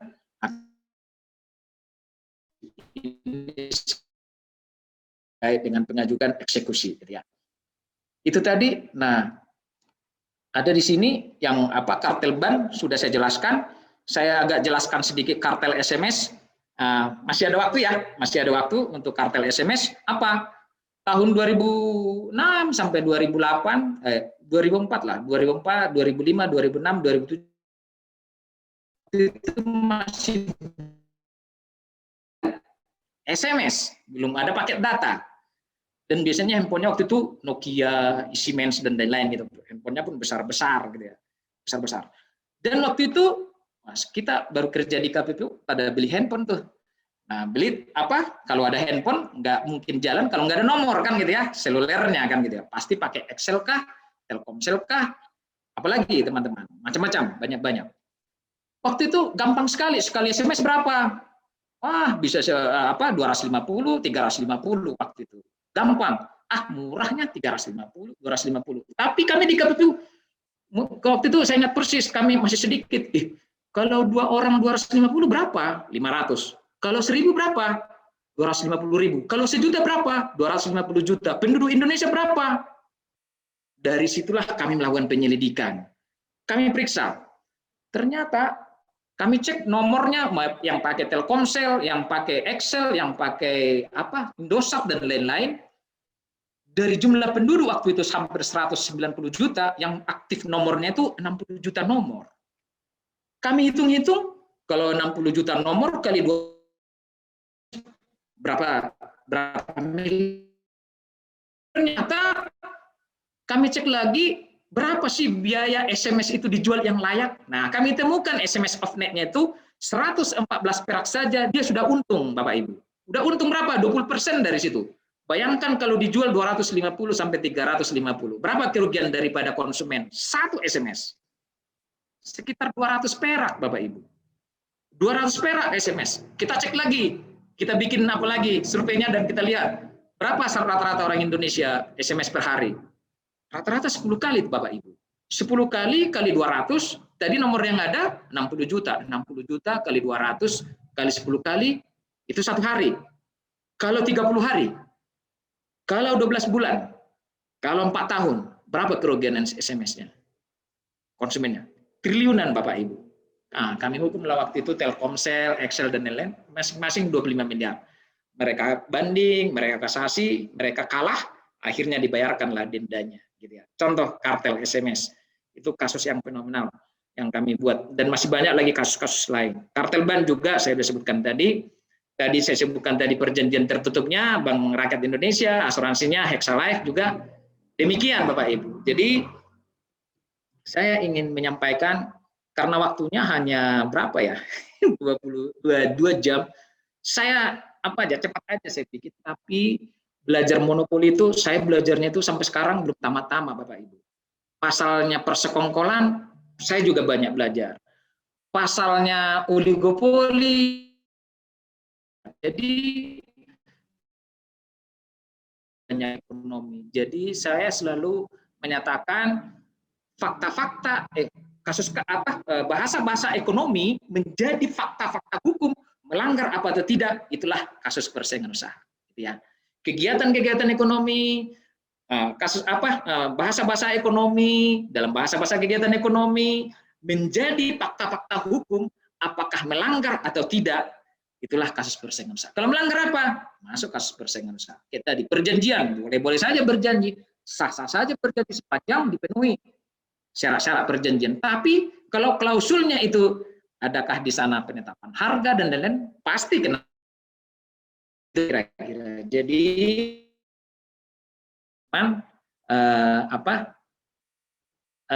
sangat singkat yang saya sampaikan. Tapi kalau teman-teman nanti mau bertanya melalui email dan melalui WhatsApp saya juga boleh-boleh saja. Nah, kalau ada pertanyaan silakan saya serahkan kepada moderator atau hostnya. Silakan kalau ada yang mau disampaikan pertanyaan. Terima kasih. Demikian paparan saya sementara. Silakan Bapak Ibu.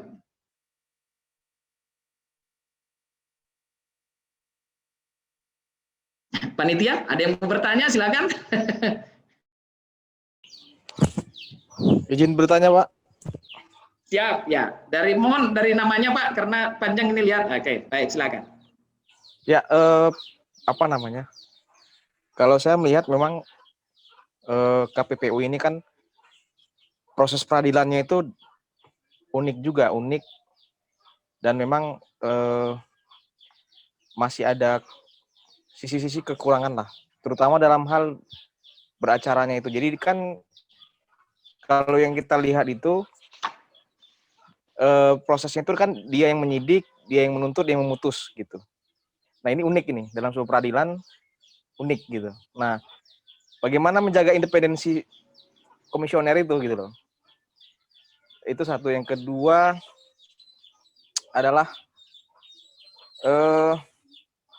tapi itu dulu lah Pak, itu dulu. Makasih. Oke, baik. Makasih. Makasih Pak Sofian ya, Pak Sofian ya. Makasih Pak Sofian. Baik. Ada yang lain lagi Pak? Saya buka 3 dulu yang bertanya.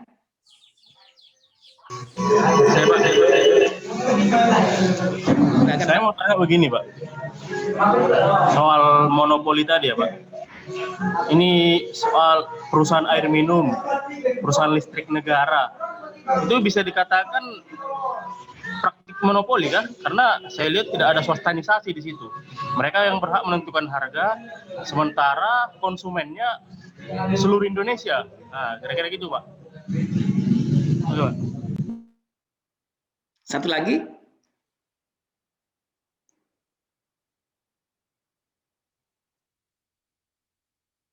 Ada lagi? Satu lagi? Kayaknya nggak ada ya. Oke, baik. Saya jawab aja ya. Baik, terima kasih Pak Sofian, Pak Hendra. Baik, untuk pertanyaan Pak Sofian, ini saya 20 tahun di KPPU, ini selalu KPPU gitu ya. Dalam kegiatan penegakan hukumnya, tiga-tiganya langsung ada di KPPU gitu ya. Nah, bagaimana menjaga independensinya tersebut? Memang Pak, kalau kami menjaga independensinya itu, satu, jawaban pertama, ini karena diatur dalam undang-undang. Akhirnya pun kami mengikuti. Makanya waktu itu ada juga wacana supaya untuk hukumnya itu di pengadilan gitu ya. Kami tinggal daripada menyelidiki dan penuntutan gitu ya. Tapi sampai sekarang Pak undang-undangnya masih berjalan. Nah, bagaimana kami menjaganya? Memang sangat berat Pak, dan itu sudah kami lakukan selama ini.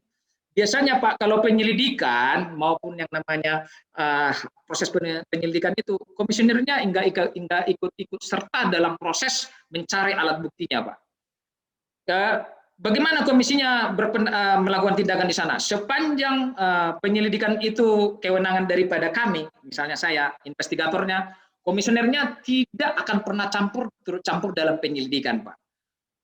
Arahan daripada komisioner biasanya apa Pak? Jaga marwah KPPU-nya. Cari alat buktinya dengan cara yang benar. Biasanya hanya itu. Tapi kalau ke materinya Pak Sofyan, itu nggak akan masuk Pak. Biasanya masuk. Dan ketika akan masuk ke persidangan pun Pak, kami yang di tim kami akan yang presentasi. Benarkah sudah memenuhi alat buktinya untuk masuk persidangan? Komisionernya nggak ikut serta Pak. Tapi dalam misalnya kode etik dan lain-lain, kami dijaga oleh komisionernya. Nah, ketika persidangan, kami sekarang biasanya kalau di investigator penyelidikan, investigator penuntut itu berbeda-beda Pak orangnya Pak Sofyan. Makanya saya nggak pernah jadi investigator penuntut. Saya investigator di penyelidikan Pak. Di penyelidikan. Penuntut siapa? Ada timnya yang baru. Nah, ketika masuk di persidangan juga biasanya penuntut sama komisioner itu nggak akan bisa komunikasi Pak. Walaupun sekantor gitu loh Pak. Kan kadang-kadang gitu, kamu sekantor, masa nggak ada komunikasi? Kan pasti Sofyan nanti Pak Asnanya itu, nggak mungkin lah sekantor nggak ada komunikasi. Kami menjaganya di situ Pak. Antara majelisnya dengan penuntutnya jangan ada komunikasi, dan itu sangat-sangat independen. Mau bertanya apapun nanti penuntutnya itu kewenangan daripada koordinator penuntut. Tidak ada campur tangan daripada komisionernya. Dan harapan kami memang nantinya Pak, memang harapannya gitu. Untunglah kalau nanti menghukum itu di pengadilan. Independensinya itu apa? Makanya bisa Pak bisa banding upaya hukum, upaya keberatan, dan sampai ke kasasi. Nah, itu yang kami lakukan Pak, menjaga independensi.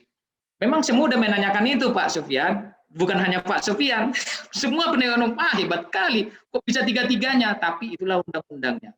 Memang ini mengadopsi Pak dari yang ada di negara-negara lain di Asia Pak, misalnya di Jepang, di Korea, memang satu Pak. Biar apa? Biar penanganan perkara itu efisien, cepat, dan lain-lain, kan gitu ya. Makanya Pak, kami sangat diatur dalam waktunya sehingga efisien gitu ya. Jadi itu yang kami lakukan, menjaga independensinya Pak Sofyan. Jadi kenapa nggak dipisahkan? Saya nggak berani mengatakan dipisahkan karena undang-undangnya masih mengatur kewenangan tersebut gitu ya. Masih mengatur boleh menyelidiki, menuntut, dan memutuskan.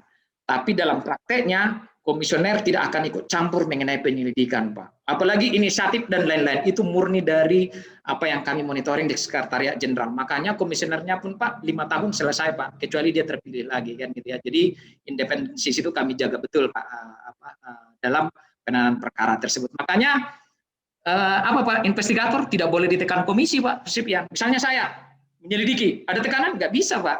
Karena saya dengan timnya akan meneliti sampai mendapatkan alat bukti. Dan kalau tidak ada alat bukti, saya akan gelar bersama-sama Pak dengan tim dan dengan para direktur. Ada bukti yang tidak. Jadi makanya di KPPU tidak boleh menutup perkara sembarangan. Kalau dia nutup, gelar Pak.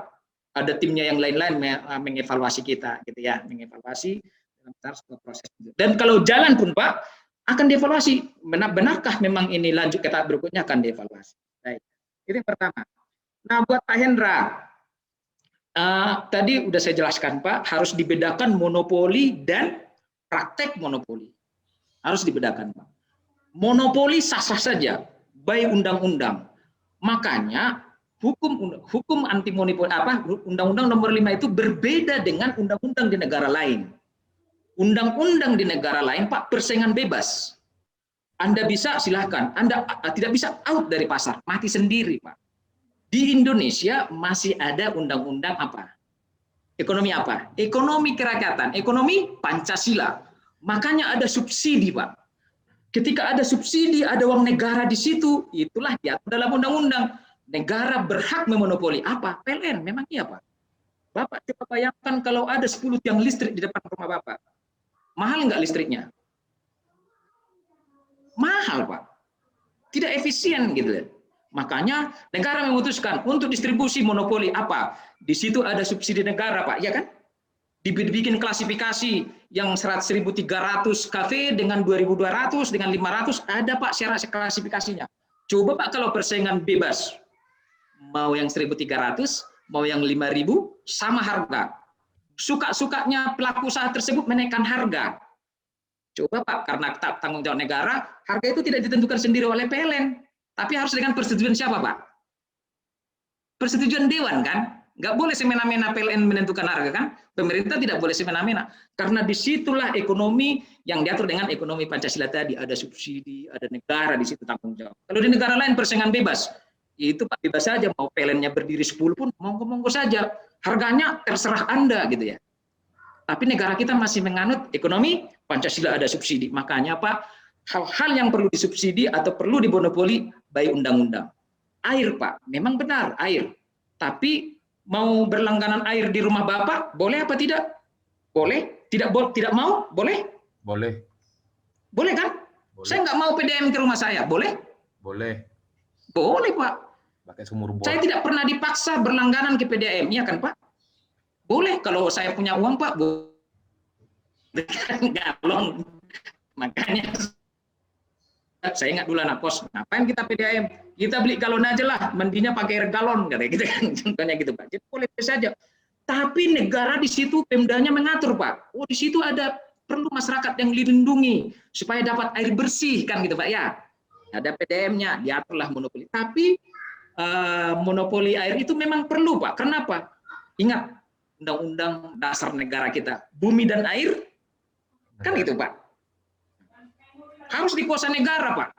Nah kadang-kadang sekarang itulah prakteknya yang salah kan. Banyak, coba bayangkan Pak, semua air sungai, nanti pengelolaan air sungai apa Pak yang diswastakan Pak. Nah, pengelolaan air yang di apa? Di mana kalau di Sunggal ya? Coba itu Pak kalau diswastakan. Suka-suka mereka lah menentukan harga Pak air minumnya. Makanya di sana ketika ada PDAM, oke, ada di sana hak monopoli. Tapi ingat Pak, ketika PDAM masuk ke minuman kemasan kan gitu ya, dibotol-botolin kan gitu ya, dia harus bersaing, dia harus memisahkan bisnisnya Pak dari air minum tadi untuk yang masyarakat. Jangan dipisahkan. Makanya kami selalu menyarankan itu. Kalau ada PDAM kita membuat minuman kemasan Pak, nggak ada kan? Ya, Aqua Tirtanadi kan nggak ada kan Pak? Nggak ada. Nah makanya Pak dijaga, harus dia untuk kepentingan rakyat. Nah ketika dia melakukan nanti harga, ada kenaikan harga Pak di PDAM, dia harus minta izin kepada DPRD provinsi kan? Nah, kira-kira gitu Pak. Dia harus minta izin. Itulah perlindungan negara. Ada hak-hak yang dimonopoli Pak. Negara lain lebih ekstrim Pak, lebih ekstrim. Itu seperti Amerika gitu Pak. General Motor itu memonopoli di Amerika Pak. Tapi kalau dia melanggar tadi praktek monopoli nggak dihukum oleh KPPU-nya Amerika. Kenapa? Itu adalah sektor unggulan negaranya, harus dijaga kan gitu kan ya. Nah, tapi kalau dia korupsi dan lain-lain kan ditangkap. Nah gitu juga coba di India pun juga itu ada sektor unggulannya. Coba Samsung yang ada di Korea banyak itu adalah produk dalam negeri sendiri biar bisa dia jago dalam negaranya. Coba Pak. Di Jepang lihat Pak, Honda dan Yamaha aja kami hukum di Indonesia. Hukum di Jepang Pak, nggak pernah. Jepangnya dengan bangganya, harakiri dan lain-lain kami, perusahaan kami bagus-bagus. Kami contohkan Pak, KPPU pernah menghukum Honda dan Yamaha. Karena apa? Terbukti dia, Pak. Tapi di sana dia dilindungi. Ketika itu kepentingan publik, itu kepentingan negara, negara boleh memonopoli. Itulah hebatnya undang-undang kita. Jadi di KPPU undang-undangnya bukan persaingan bebas kan gitu ya, tapi persaingan yang sesuai dengan ekonomi Pancasila. Negara boleh memonopoli kalau itu hak monopoli. Tapi swasta tidak boleh memonopoli Pak di Indonesia, tidak boleh monopoli di Indonesia swasta. Ketika dia monopoli, kami akan masuk Pak. Misalnya penjualan dia sudah di atas 50% menguasai pasar. Jadi monopoli itu Pak pembuktiannya begitu. Misalnya di Sumatera Utara.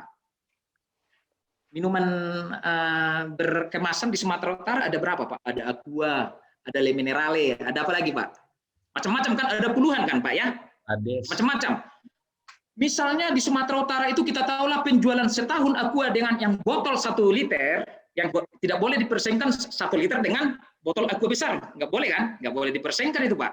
Yang botol 1 liter itu Aqua menguasai 90% penjualan. Itu dia sudah ada indikasi, bukan, jangankan 90%, 55% dia sudah menguasai penjualan di Sumatera Utara. Kan gitu ya. Dari total penjualan untuk ketika dia udah ada monopoli. Kami akan masuk, Pak. Jangan sampai dia melakukan praktek monopoli. Gitu ya. Praktek monopolinya apa? Ketika dia menguasai pasar tadi, nah dibikin harganya mahal kan gitu ya. Bikin harganya mahal dan lain-lain. Atau dia menghalang-halangi pelaku usaha minuman air lain masuk ke Sumatera Utara kan gitu ya. Atau ada regulasi yang diatur. Itulah nanti kami buktikan. Jadi monopoli boleh-boleh saja. Boleh monopolinya, boleh. Kecuali dia dengan cara yang benar. Coba bayangkan Pak gini. Kopi Sidikalang ya. Kita kan suka ngopi tuh. Nah, kopi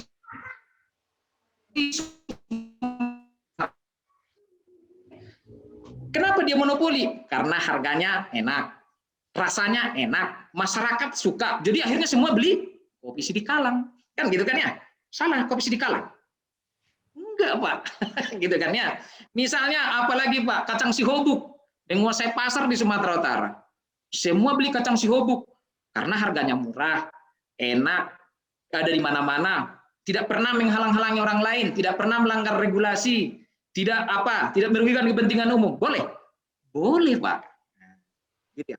Tapi gini Pak Hendra atau Bapak Ibu, tapi ketika ada BUMN tadi, kan biasanya gitu, BUMN, BUMD yang ditunjuk melakukan monopoli, melakukan praktek monopoli, kan gitu ya, kami akan hukum.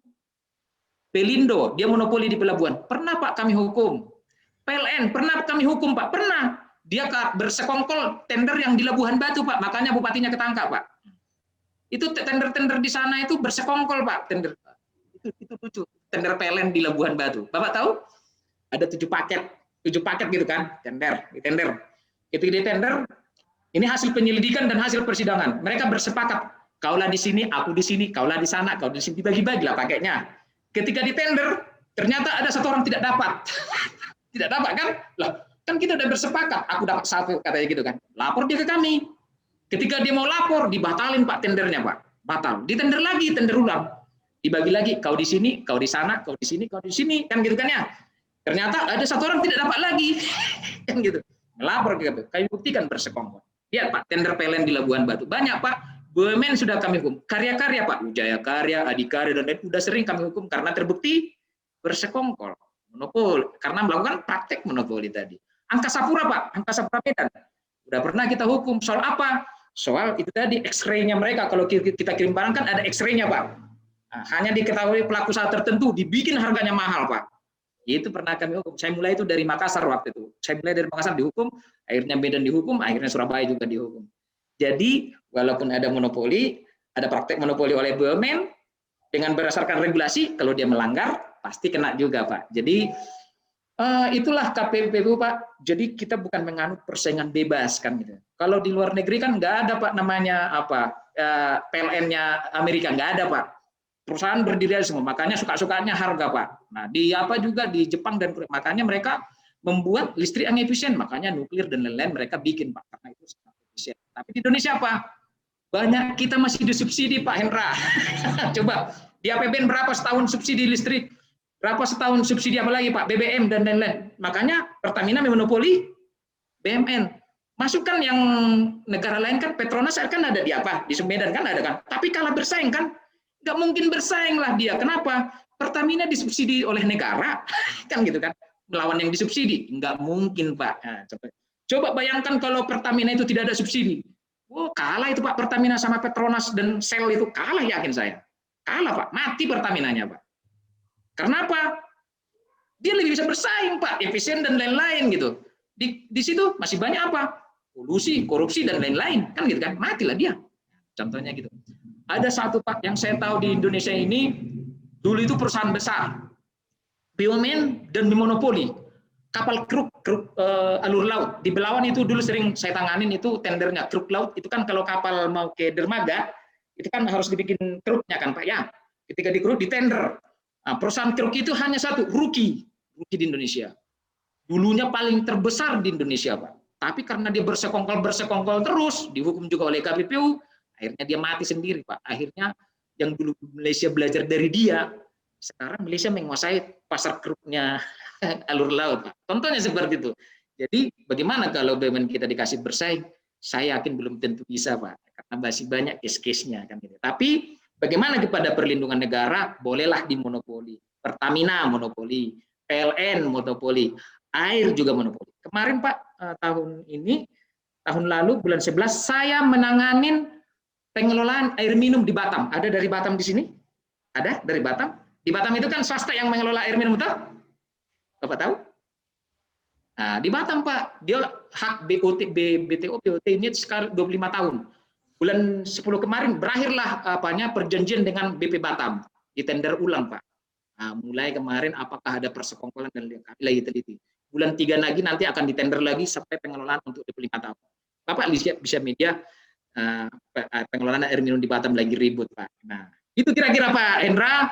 Jadi memang praktek monopoli dan monopoli itu memang berbeda sekali. Cuma kadang-kadang orang langsung menuduh, udah monopoli. Ya, monopoli belum tentu salahnya. Izin Pak. Ya, kurang kedengaran Pak, kurang kedengaran. Pemegang merek itu posisinya gimana Pak? ATPM. Enggak kedengaran Pak. Kalau agen tunggal pemegang merek itu posisinya gimana Pak? Enggak kedengaran voice-nya, enggak kedengaran saya. Kalau agen tunggal pemegang merek itu posisinya tolong panitia, gimana? Panitianya tolong suaranya enggak kedengaran. Pak, izin bertanya Pak. Panitianya enggak kedengaran Pak. Izin Pak.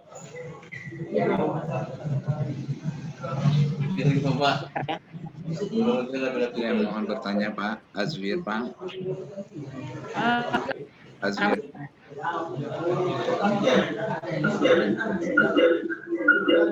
Ulang lagi Pak. Ulang. Izin Ya, Pak. tanya Azwir Pak. Kalau posisi agen tunggal pemegang merek itu gimana Pak? Nah, keagenan itu dikecualikan dari pasal 35 Undang-Undang Nomor 5 tahun 99, pasal 50. Perjanjian keagenan dan hak itu dikecualikan Pak, dan itu hak monopoli Pak. Keagenan tunggal kan gitu ya, karena itu hak apa Pak? Privat yang dilindungi kan gitu ya. Keagenan, hak itu monopoli itu yang dilindungi. Cuma kalau hak intelektual itu kan ada batasnya Pak, 25 tahun 30 tahun ya, baru boleh dipemilikan publik. Tapi kalau hak keagenan itu memang dikecualikan Pak dari Undang-Undang Nomor 5. Ya. Hanya ya Astra dan lain-lain. Silakan Pak Aswir, silakan Pak Aswir, silakan. Baik. Terima kasih Pak Simanjuntak, Pak Ramli Simanjuntak. Ini saya berkaitan dengan kebijakan pemerintah berhubungan dengan perumahan subsidi. Ya. Artinya di sana perumahan subsidi itu ada nilai tertentu yang ditanggung oleh negara. Ya. Dan biasanya bank-bank penyalur, misalnya BTN, Bukopin, Mandiri, dan semuanya jenis-jenis yang lain itu adalah bank-bank pemerintah. Di dalam menentukan perusahaan yang boleh mendapatkan atau yang bisa mereka biayai, lazimnya saya tidak sebutkan bersekongkol, akan tetapi mereka mengganti nama dan sahamnya para mereka itu juga. Iya. Itu artinya satu. Yang kedua, lazimnya di dalam perjanjian yang diakad kepada masyarakat, karena memang subsidi itu diberikan ke masyarakat, dan nilai subsidi tertentu, itu diambil, saya mohon maaf sekali kalau ini informasi yang saya sampaikan, cukup untuk kita saja, tapi pada intinya adalah, nama-nama orang tertentu yang dia sama sekali tidak berkeinginan untuk mendapatkan perumahan. Lalu oleh pihak perbankan yang menyalurkan kredit itu, dia menyetujui pembiayaan, selanjutnya dalam tahapan pembayaran, mau 1, 2, atau 3 bulan macet, ada sebahagian besar dilelang, ada sebahagian besar dilakukan perjanjian di bawah tangan, dan dialihkan kepada pihak lain dengan kompensasi minimal ada keuntungan 15% dari bentuk subsidi yang tadinya diberikan. Saya mohon maaf, saya profesi notaris. Baik. Terima kasih Pak. Bagaimana masukan Bapak? Apakah sudah Bapak sikapi dalam persoalan ini? Baik, terima kasih Pak Azwir. Jadi ini sangat infonya sangat membantu saya Pak. Dan ini memang udah kami lagi teliti Pak setahun ini bagaimana program pemerintah termasuk yang rumah subsidi tadi. Dan di Sumatera Utara kan ada di beberapa daerah itu Pak yang program subsidi malah macet Pak sampai sekarang. Saya tahu itu daerah mana yang lagi macet. Dan itulah kemarin kami mulai meneliti Pak sampai asuransinya dan lain-lain. Terima kasih Pak Azwir masukannya. Dan itu nanti bagian tim dari kami. Nanti mohon izin saya minta nama Bapak kalau bisa menjadi narasumber saya Pak. Nanti dengan senang hati Pak. Dengan diskusi Pak Azwir. Kalau bila diminta bagaimana dalam jalannya perjalanan itu. Siap. Dengan senang hati Pak Ramli Semaju. Ya, karena saya dengan notaris Pak sangat dekat sekali. Kemarin saya juga bikin kegiatan dengan seluruh notaris Sumatera Utara karena saya tahu itu Profesor Budiman dari Fakultas Hukum sebagai majelisnya kan. Jadi saya selalu berkoordinasi sama beliau. Jadi nanti dengan notaris Pak, termasuk karena kasus perjanjian tertutup soal perjanjian kredit itu dari notaris juga Pak kami dapatkan. Gitu, mohon izin kalau saya dari Aceh Bapak. Oh ya, makasih banyak Pak Basir. Jadi nanti mohon izin saya nanti nomor Bapak nanti saya kasih nomor saya, tolong di WhatsApp Pak biar bisa saya komunikasi Pak. Ini karena masalah kepentingan rakyat dan ini Pak kami evaluasi kalau mengenai bansos kemarin, mengenai rumah subsidi, mengenai subsidi subsidi BBM kan gitu ya, Pertamina, subsidi dan lain itu kami Pak. Kemarin tuh kenapa harga Pertamina tidak turun pada harga dunia turun kan itu kami sampaikan Pak. Mengenai subsidinya berapa itu kebijakan Pak kan dua tugas KPPU penegakan hukum saran kebijakan kan itu Pak itu termasuk Pak ada di notaris kemarin ada indikasinya Pak besar sekali besar triliunan Pak triliunan 1 juta rumah setiap tahun persis dan kita tahu lah asosiasinya juga kita tahu Pak siapa yang dapatkan itu jadi mohon nanti Pak kami dibantu tapi kalau kasus persaingan Pak ya kalau di luar persaingan kan saya nggak berani masuk Pak, bukan kewenangan saya. Ya Pak. Mohon terima kasih Pak Azwir dengan informasinya. Nanti saya sering kasih Pak sekarang. Kan nanti ke Aceh pun kita bisa. Kalau nomor HP saya Bapak 0852. Ya. 191. 19. 191. 0852 191 571 57179 WA-nya dan semuanya di sana Pak. Siap Pak, nanti saya WhatsApp nomor saya Pak Azwir. Terima kasih banyak nih. Ini senangnya kalau diskusi sama teman-teman di PKA yang kayak gini. Saya senang sekali Pak. Terima kasih Pak Azwir. Kalau masih ada lagi, karena ini waktunya sampai jam berapa Bapak? Karena udah 2 jam nih. Setengah tujuh. Ada lagi Pak. Kalau Pak Donald ada pertanyaan Pak? Bertanya Pak. Silakan. Pak. Baik. Saya Donald Pak. Izin bertanya mengenai menarik tadi mengenai antara bank dan asuransinya Pak saat akad kredit. Jadi satu sisi pun saya berpikir seperti ini Pak. Ketika kita mengajukan kredit, di situ ada notaris yang ditunjuk oleh bank. Betul. Nah, apakah notaris yang ditunjuk oleh bank itu bisa kita mengajukan notaris dari kita sendiri atau tidak Pak? Terima kasih Pak. Selamat sore Pak. Iya, baik. Baik, ini pertanyaan kemarin ya. Ini baru mohon maaf, ini baru kami teliti ini. Apakah kalau kemarin kan Pak asuransinya kan gitu ya. Asuransinya sudah boleh memilih sekarang kan ada beberapa asuransi. Nah, apakah notaris karena mohon izin Pak Azwir juga sangat tahu ini biasanya bank pun kerjasama dengan notaris-notaris ya Pak ya. Di sini juga ada mungkin juga Pak Donald wilayah kerja notaris itu kan ada juga Pak. Nah ini saya belum tahu dapat persis apakah saya harus ngakuin Pak Donald. Saya belum dapat jawaban persis apakah notaris di perbankan itu boleh pilihan kan gitu Pak ya. Nanti akan kami cek dengan OJK Pak. Nanti saya diskusi sama OJK ketika penentuan notaris untuk seperti ini apakah boleh para kredit kliennya itu boleh memilih notaris tersebut. Kalau harapan saya sih boleh Pak, sepanjang notarisnya itu memang wilayah kerjanya dan tapi mungkin Pak Azwir bisa jawab, apakah itu boleh atau memang sesuai dengan areal kerja kan gitu ya. Nanti tapi saya nggak berwenang jawab itu, mungkin nanti saya tanya dulu ya Pak ya dengan nanti teman-teman notaris. Terima kasih Pak Donald informasinya. Tapi untuk asuransinya memang sudah kami periksa Pak, karena tidak ada pilihan. Makanya sekarang boleh memilih dan diwajibkan Pak si klien ini, si nasabah ini, kalau dia bertanya di luar daripada asuransi itu dia boleh berhak memilih Pak. Sepanjang memang dia tahu itu asuransi yang bagus dan memang bisa dipercayakan gitu ya kan asuransi itu soal kepercayaan kan gitu Pak. Kemarin di Medan ada juga Pak yang kami teliti itu ada bantuan ini mungkin Pak Azir dan teman-teman juga bisa mencermati nih bantuan kepada UMKM dan lain-lain maupun kepada misalnya ada BUMN, ada bantuan CSR-nya gitu Pak ya kepada UMKM. Asuransinya udah ditunjuk Pak anak perusahaannya sendiri. Ini pun lagi kami teliti Pak di Medan kan gitu ya. Ada seperti itu. Tapi untuk notaris mohon izin Pak Donald, saya akan cek lagi nanti Pak dengan yang terkait nanti informasinya bisa saya bagi Pak nanti ke depan. Siap. Melalui daripada Pak dari teman-teman lawyer. Karena biasanya dengan teman lawyer saya komunikasi betul dan teman-teman penegak hukum gitu. Terima kasih Pak Donald ya. Siap. Terima kasih Pak. Baik, ada yang lain lagi Pak? Iya, terima kasih Pak Donald. Ya. Ada yang lain lagi Pak? Izin Pak bertanya Pak. Baik, silakan. Nama saya Anto Simajuntak Pak. Ya, Anto Simajuntak baik. Parah. Nomor berapa? Nomor berapa? Nomor 17 Pak izinnya Pak ya. Aku nomor 16 aku. Nah, nomor Bapak lah berarti. Baik, silakan Pak. Pak mau bertanya seperti ini Pak. Di KPPU ini kan komisi begitu kan Pak. Independen lagi Pak. Gitu. Betul. Nah yang saya tanyakan itu Pak, kalau di kepolisian itu kan ada permulaan awal itu dari penyadapan dan lain-lain dan sebagainya kan begitu. Nah jika di KPPU untuk menemukan awal adanya persekongkolan atau persaingan nggak sehat atau yang namanya etika tidak baik lah Pak.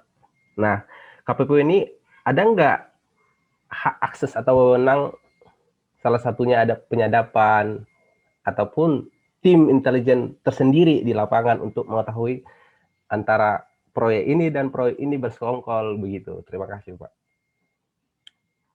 Terima kasih Pak Anto, Pak Simajuntak. Saya Simajuntak Pak, nomor 16. Si Tobuk dari Bali G. Ya, sedikit ya kalau kenal gini. Oke baik. Itulah kelemahan kami Pak Anto dan teman-teman yang ada di sini. Dengan kewenangan yang sangat besar tadi, seperti pertanyaan daripada Pak Sopyan tadi, menyelidiki, memeriksa, dan menghukum, KPPU itu tidak boleh yang namanya pro justisia. Tidak bisa nangkap, tidak bisa sadap, tidak bisa geledah, tidak bisa juga upaya paksa. Itu Pak. Kan besar di sebelah kiri wewenangnya, tapi di sisi lain gimana kita Pak mendapatkan bukti? Itu Pak pertanyaan dari Pak Anto sangat-sangat menarik. Gimana caranya Pak Ramli mendapatkan alat bukti gitu kan? Contohnya di handphone lah Pak. Kalau nggak kita sadap handphone, gimana caranya mendapatkan bukti bersekongkol? Sekarang aja kan pakai grup WhatsApp, pakai Facebook dan lain-lain untuk bersekongkol kan gitu ya, grup WhatsApp. Coba bayangkan kalau ada 5 kontraktor bikin grup tender di Medan kan gitu ya, mereka bikin grup. Kami nggak bisa sadap Pak, nggak bisa geledah karena kami tidak punya kewenangan seperti itu yang diatur dalam undang-undang. Bagaimana kami mendapatkan tadi awal-awal bukti awal? Biasanya Pak kami saya sampaikan dengan teman-teman penegak hukum itu saya koordinasi betul dengan teman-teman media, dengan teman-teman yang peduli dengan publik atau dengan cara kami Pak. Kita teliti sendiri, kita monitoring kan gitu ya. Kita tahu misalnya di Sumatera Utara tahun ini makanya kami Pak selalu ikut dalam rapat di provinsi dan lain. Kita tahu misalnya di Sumatera Utara berapa puluh paket yang seperti ini. Kita lihat kok dia aja yang menang kan gitu ya, kok dia aja yang menang. Itu kita udah mulai ada penelitian inisiatif Pak. Kita minta datanya kan gitu ya. Kita minta dengan kewenangan kita mendapatkan dokumen kerjasama dengan LPJK, LPSC-nya dan teman-teman kita koordinasi Pak.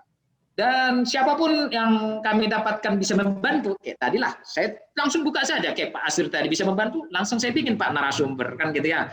Kadang-kadang Pak tanpa sengaja kami kemana-mana kami nemukan Pak orang bersekongkol seperti itu. Tapi kelemahannya sangat banyak. Bukti awalnya kita itu kalau kita tidak mendapatkan secara resmi nantinya kan bermasalah juga Pak ya. Dari mana alat buktinya kan gitu ya. Dari mana ini? Nah makanya kami Pak di KPPU itu ada namanya monitoring, ada pengkajian, ada namanya evaluasi. Makanya di tim kami itu ada namanya setahun ini kita akan mengevaluasi infrastruktur kan gitu Pak ya, perbankan dan lain-lain. Inilah yang bekerja mengundang, berdiskusi dan dengan narasumber kita ingin mendapatkan mengumpulkan bukti awal. Ketika kita sudah dapatkan satu bukti awal Pak, itulah masuk nanti kita gelar lah kan Pak ya. Ini sudah bisa masuk ke tahap penegakan hukum kan gitu ya. Ketika masuk penegakan hukum kan kita sudah bisa manggil kan gitu ya. Bisa manggil, bisa minta data, minta dan lain-lain. Itu yang kita lakukan Pak. Dengan segala kelemahan kami ini selama 20 tahun Pak kita lakukan berhasil Pak dengan cara-cara seperti itu ya. Tanpa kita paksa, tanpa kita geledah, tanpa kita sita kan gitu ya. Itu bisa berlangsung dengan Pak Anto. Makanya saya sok hebat kadang-kadang bisa menyelidiki, bisa meriksa, bisa menghukum. Mana ada kau, mana bisa kau sita, mana bisa kau tangkap, gimana caranya kan gitu. Jadi tapi puji syukur, alhamdulillah selama kita kerja di KPPU, kalau udah kita kasus Pak, itu pasti berhasil Pak. Dengan menggunakan resource kita semua Pak. Tapi sampai yang namanya forensik Pak Anto, forensik kan gitu ya. Dari mana dia upload dia dokumen, pakai komputer apa, di titik mana detailnya dan lain-lain bisa kita dapatkan Pak. Itu ada cara kami tersendiri. Makanya bukti forensik digital itu pun bisa kami dapatkan Pak Anto. Sampai bisa kita lakukan. Misalnya lah tender ini mau bersekongkol, dari mana? Dari hotel manakah dia? Dari warkop manakah dia? Bisa kami dapatkan Pak Anto. Ada cara kami untuk melakukan penyidikan. Melakukan geledah, sita dan sadap gitu loh Pak. Gitu. Nah, gitu kira-kira. Berarti itu nggak bisa dipublis ya kan Pak? Cara gitu, akulah yang tahu lah itu. Nanti kalian tahu pula. Nanti kalau ada kuasa klien begininya si Ramli itu menyelidiki, hati-hati yang seperti ini. ada pernah gini, ada di satu tempat, gitu kan. Saya tanya lah dia, kamu online-nya untuk ini di mana? Saya bilang gitu. Oh di kantor saya Pak, saya punya langganan internet dan lain-lain. Saya cek Pak dengan cara teknik saya Pak. Saya cek, saya bikin. Saya pergi ke kantornya. Ternyata contohnya nomor handphone dia dengan nomor yang muncul di digital berbeda. Dan saya tahu nomor yang muncul di digital itu di tempatnya si A kan gitu kan. Ternyata si A itu temannya bersekongkol gitu Pak. Ternyata mereka hari itu di kantornya si A lah mereka. Contohnya seperti itu. Jadi mudah sekali Pak untuk yang seperti apalagi dengan era digital sekarang. Saksi IT kami, ahli IT kami Pak, saya nggak sebutkan namanya, banyak Pak. Di Medan ini jago-jago banyak ada ahli IT. Itu membantu saya Pak narasumber kayak tadi. Pak Azir ini kayak tadi banyak Pak menyampaikan itu. Ada Pak menarik Pak Azir, saya jawab lagi Pak Azir. Untuk pembayaran apa? Pembayaran biaya notaris, kenapa Bank BNI semuanya? Kenapa nggak bisa Bank BCA? Kenapa nggak bisa Bank Mandiri? Contohnya seperti itu kan kemarin dapat saya informasinya. Itu monopoli apa tidak kan gitu Pak? Kenapa hanya Bank apa? Kenapa hanya Bank BNI? Kan gitu kan ya? Itu lagi saya teliti juga Pak sekarang. Jadi caranya seperti apa? Mudah-mudahan teman-teman notaris mau kan menyampaikan, kok hanya BNI? Uang saya kan di Bank BRI, kenapa harus ke saya? Contohnya gitu kan, ada mau jadi membantu kami. Kadang-kadang Pak, itu yang kami harapkan. Pak Anto. Ya. Jadi kalau memang nggak gimana sok ngaku-ngaku investigator penyelidik kan? Kalau polisi kan penyidik, kami penyelidik tapi nggak punya.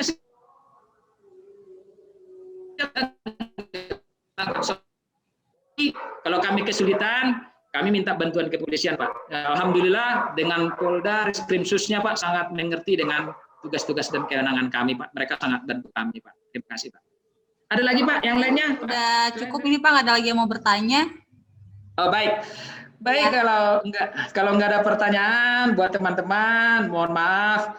Kalau ada tutur sapa saya yang kurang pas menyampaikan, mohon dimaafkan karena masih muda begini. Atas nama KPPU sebagai penutup dari saya, terima kasih Bapak Ibu. Kalau ingin bertanya, datang Pak ke kantor kita atau komunikasi dengan saya, bisa juga WhatsApp saya. Izin ya. Siap Pak, terima kasih Pak. Terima kasih Pak. Terima kasih Pak.